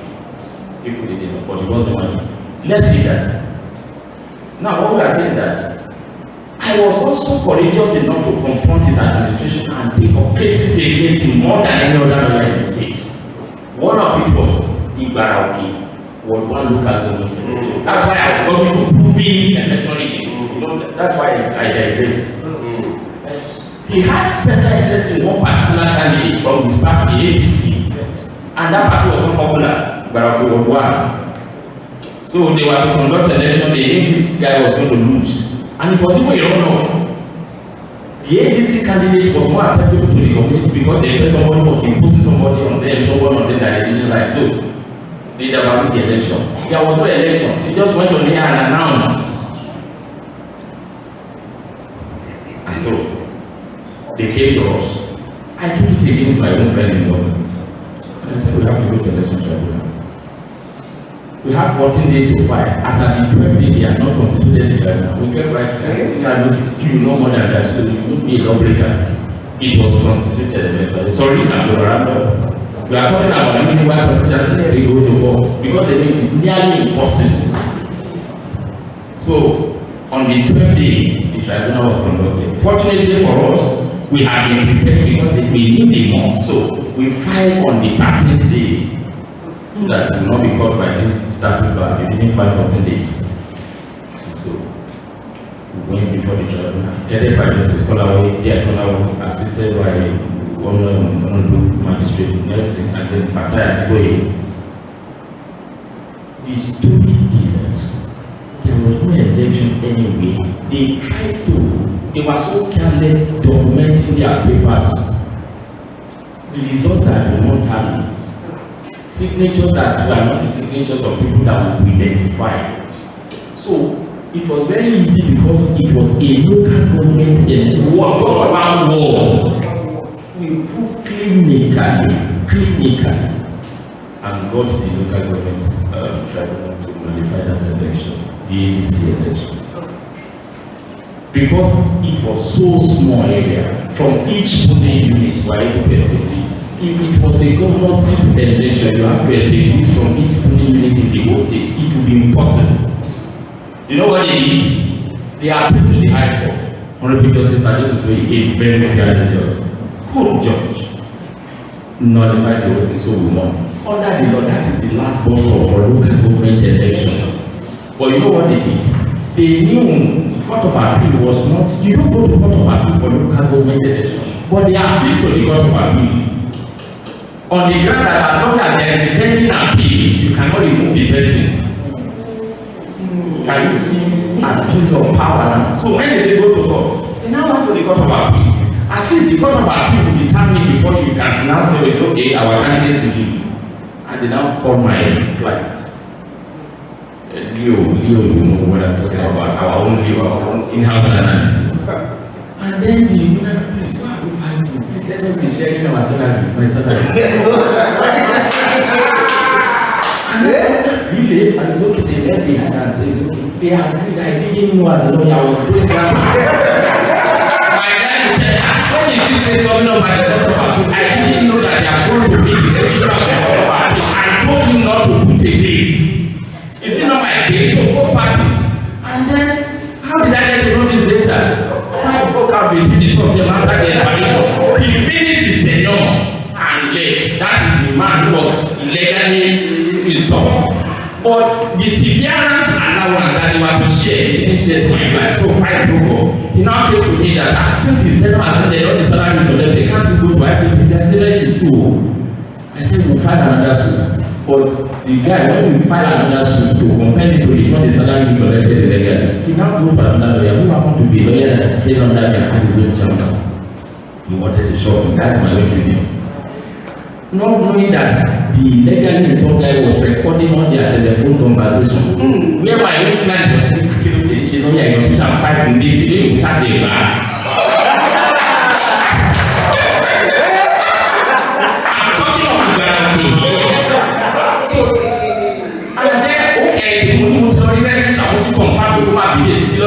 That's my own client.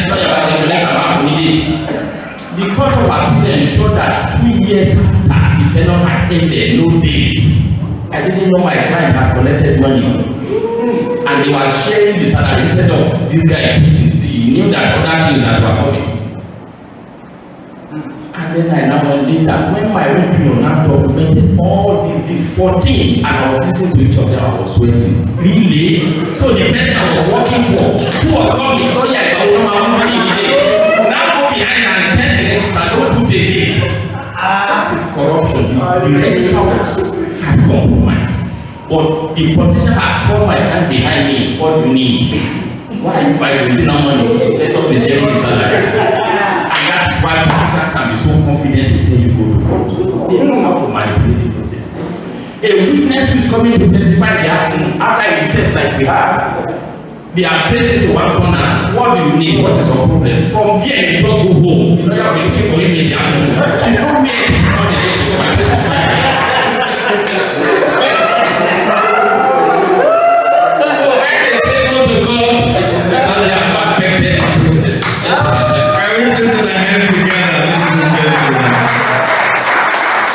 At this point, the floor is yours. The floor is yours if you have questions. But let's make it very snappy because of our time.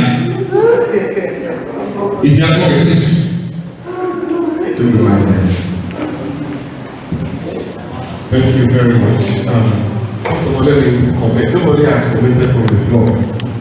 The organizers of this event, so let me commend the organizers.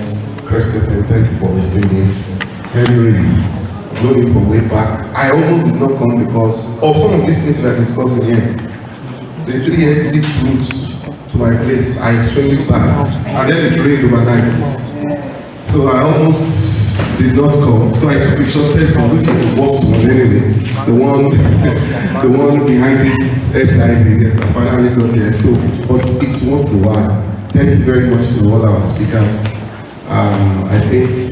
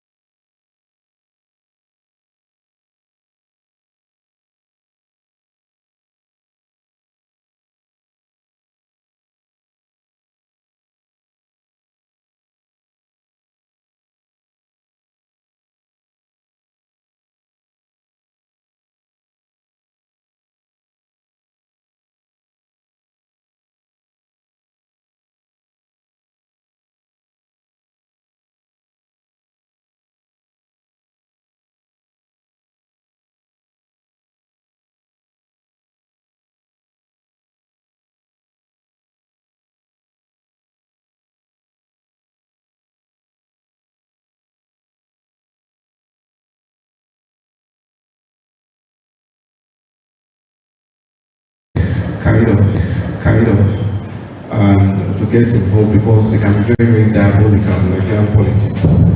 But the question I really want to ask is that, we try in various constituencies, in various fora to encourage people to vote.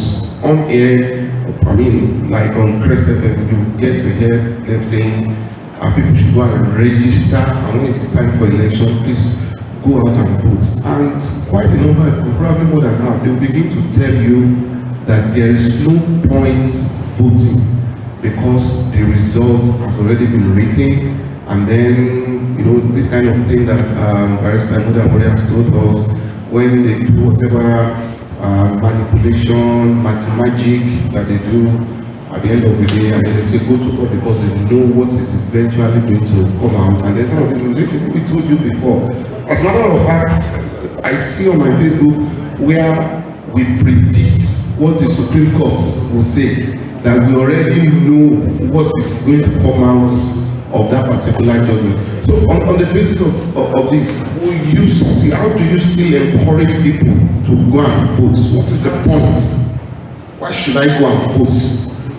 I mean, I don't know, let me not take side, whether it is true that the result has been written, or whether it is true you can't get your case through in the courts. Why should we vote in Nigeria? Why should we go and register? Is it because I need the ID card to use it in the bank, or I want to use it for election? So why should people be motivated to register and get a PVC, or if you have moved your PVC as well, and then on election day, take the pains to go out and vote? What are we expecting from such thing to happen? Thank you very much. Thank you very much, sir. On my own part, because of the little experiences I've had from the past, let me start this way. The question I'm asking first is, why should I recommend to go and go or using cutlass or whatever traditionally to sway with this one? And how do we go about it? I grew up to hear my mother, late mother, gave me a story when I was younger. Now in those days, maybe some of you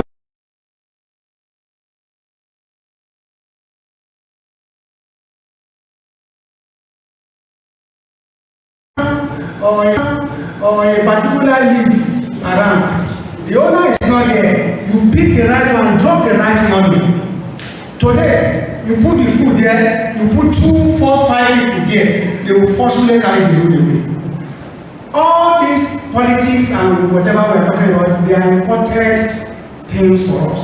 Indigenously in those days, when a king give a command, nobody should reach a place. You only tie a palm front and put a particular staff of office of the king, and they go home. You dare touch it, you wither.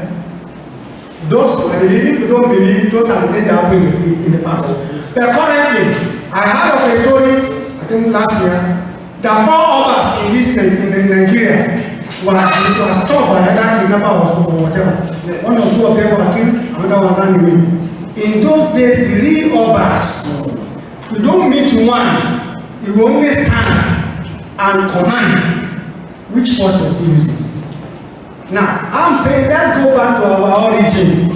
Let's leave this imported technology that the government will be affecting the other and the rest. Let's leave it. And how do we go about it? Where was it tried? It was tried in the military. We went on training in Belgium to learn some military tactics. Liberia had a war to kill, to throw away some of our soldiers. We have to drag them there to go and die. And then this major, I think it was a major, accepted Christ. He became born again. When he finished from ND as lieutenant, he became full lieutenant and accepted Christ. And he discovered in his own Bible that thou shalt not kill. But he still remained in the military, collecting his salary. Now, time now came, he became a major. He was someone to be a commander to lead the battalion to Liberia. He now came out and the religion does not permit him because thou shalt not kill. When he became thou shalt not kill, 6 years ago, and he didn't withdraw. He said he didn't know how to read this, the Holy Spirit has ministered to him not to kill. They had to drag him aside and call the assistant. When you get in there, you call him down, give him fish. Because part of the law of the military, sorry to tell us this, is that if we are going to war front or we are going to a battle, you must be singing and dancing and rejoicing. You are jumping. Be courageous because you are going to die for your nation. Even though you know the nation will not settle you. But that is a training. Be courageous to face death. But one thing is you sleep daily, you die daily, you wake up. Where do you go when you slept? So you can die anytime. Before you die, you make it happen. So with that mentality, no soldier is permitted, he's going to war front and the guy is somebody will just shoot him straight there and that's the end of that story. So instruction was given to eliminate him that they will force him to go there. They now told him when you reach there, pray. Just go. This assistant who has been commanded to eliminate him is to lead. He now asked the brother to accept Christ before they leave. That one did not really accept Christ. You know, just like we have a lot of fake pastors in places. Which, by the time they say you are doing swearing, if your God, why I opted for local something is, if the pastor is a true, genuine pastor, and you start to swear somebody to use the Bible to swear, why is the fellow now investing money? I don't think there's any of our that didn't make any swearing. And it is the church or mosque that were used, even in court, which are you a Christian or a Muslim? They ask you to pick one. Your church division, when you lie, should have hit you in the day like the day of Peter. That somebody sold his own husband and wife, and they came just lying, they dropped dead. If people are dropping dead on the spot, corruption will stop. I give you that assurance. So it's either we make the forces available to make them drop dead, or we make them drop dead live. And we know that they are wrong. Now, how do we go about it? How we go about it is that, like I recommended, bring in these local hunters for security work. Part of security work is not just safety of life, safety of money too. Safety of investment when they are investing in offices. These Baba local hunters, they have a way at table that Allah will go. They have it that they can prepare that if you misbehave, because you have ordinary, something will happen. A child, he shouldn't die. His own child should drop dead. His own wife, something around him should drop dead. To teach him lesson to connect himself. Now, how to go about it is to allow local constitution. I don't know whether it's allowed in the constitution. It's like human rights. It's your right to defend your territory. If you are representing us as a minister, a senator, and it should be genuine king, not one that use money to bribe to become king. That we have the Babas, the original people. The community should be at least community to understand.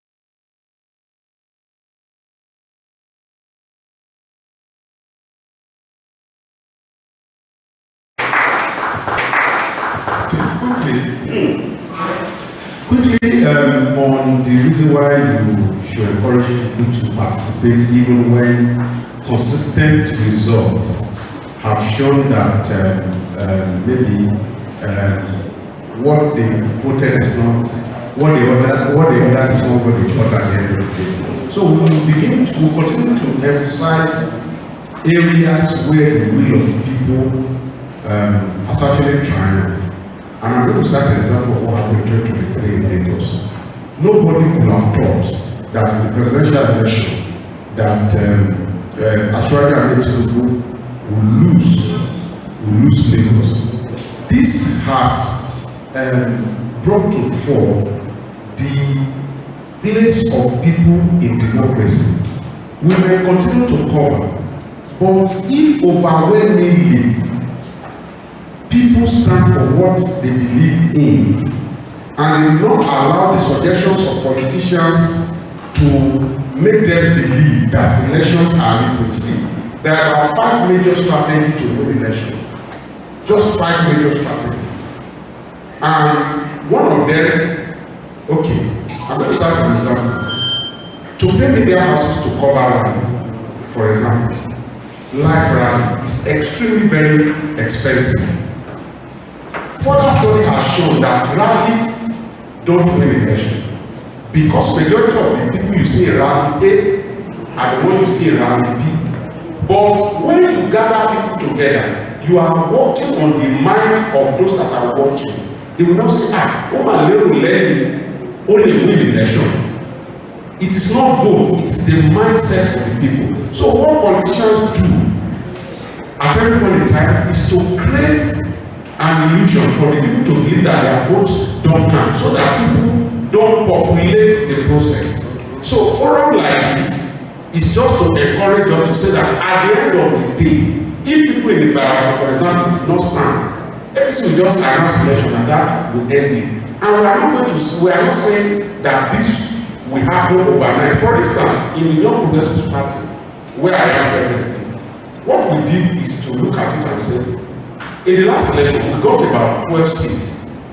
All of them, virtually all of them have run to the ruling party. They won the election on our platform and they ran to the ruling party. But the conversation we have at the national level, because of one man, who is the national chairman, who is not running after stomach infrastructure. So because of him, we cannot say, okay, don't let us consider those people who left. Let us make a 20-30 years plan of building something. We are always in a haste. You will be tired, but keep moving. The people in democracy still have power, and the only way to make them know is to keep reminding them that at the end of the day, we did local government election now. This last local government election, our party candidates in October local government, chairmanship candidate, one is one hands down, his polling unit, hands down. Why? Because people came behind him. There was nothing even the ODF officials could do because it was obvious. And they could not manipulate the unit election. Before they collected the vote. But at the point of the polling unit, they couldn't manipulate it. So he won there landslide. That's the power of the people in a democracy. I pray that we'll continue to see this power and not be discouraged by what professional politicians think. Sorry, because of our time, we'll limit the question to just one person. One person. Can we please have the microphone? Very quickly, please. We're out of time already. Thank you very much. To people with Shami meeting, the deputy chairman of the Labour Party. I want to commend these panelists.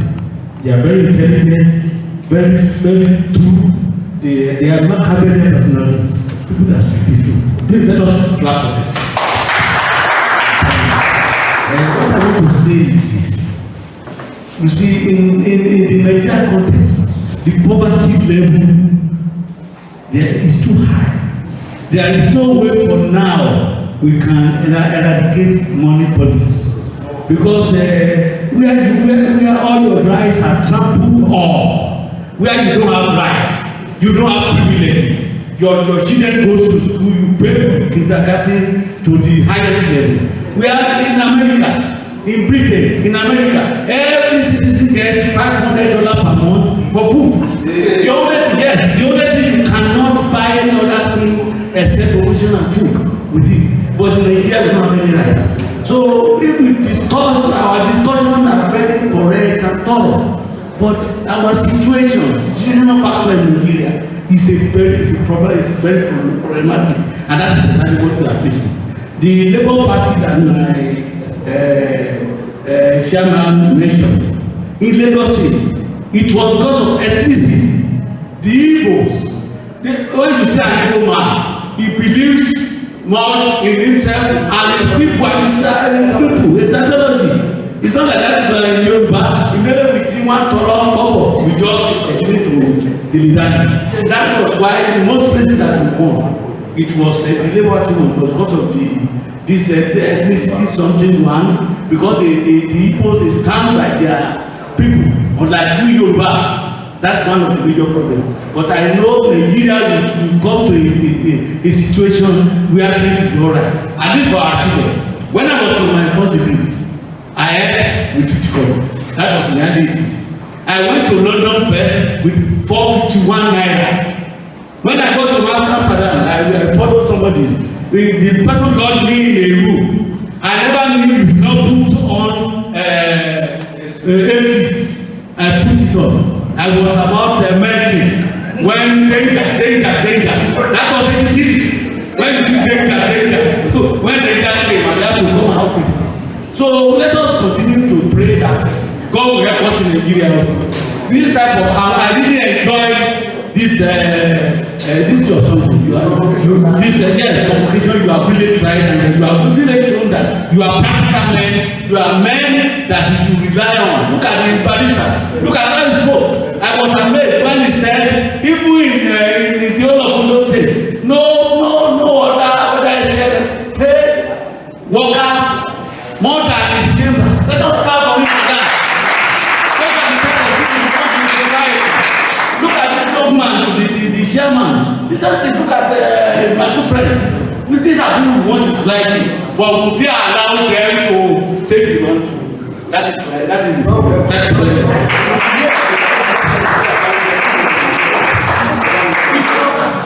Just to allow my just comment before Mr. Harris, why did he want to talk that? He has the food.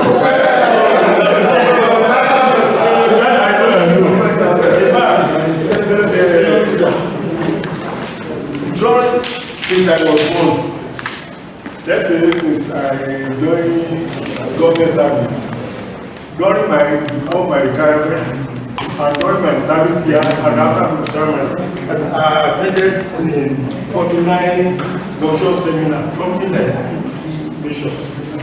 Sincerely speaking, this is not an emotional loss at all. This is the first and bonded lecture that I will enjoy fully in my life.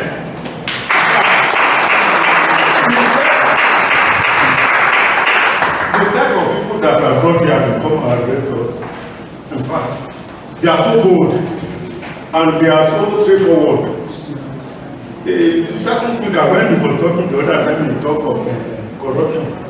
I just want to briefly narrate an experience when I became the head of the department in the government establishment. I will not mention the place. I was to sign their vouchers. The paper was brought to me. I saw a name that I never had or seen in my life. I was working in my department.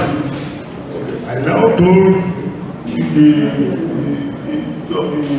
voucher, the officer preparing our voucher. I want to see this man on special, on head salary scale, level 14. Working with me, I want to see him. Later, he was unable to present him. Then the woman came to me. Very big nyash. I started begging me, Madam, what are you begging for? They said, the person trying to see. In fact, please convince me why are you begging me? I want to see But something later happened. In fact, we are too corrupt in this society. I said, not until I see these things, I will not control the culture.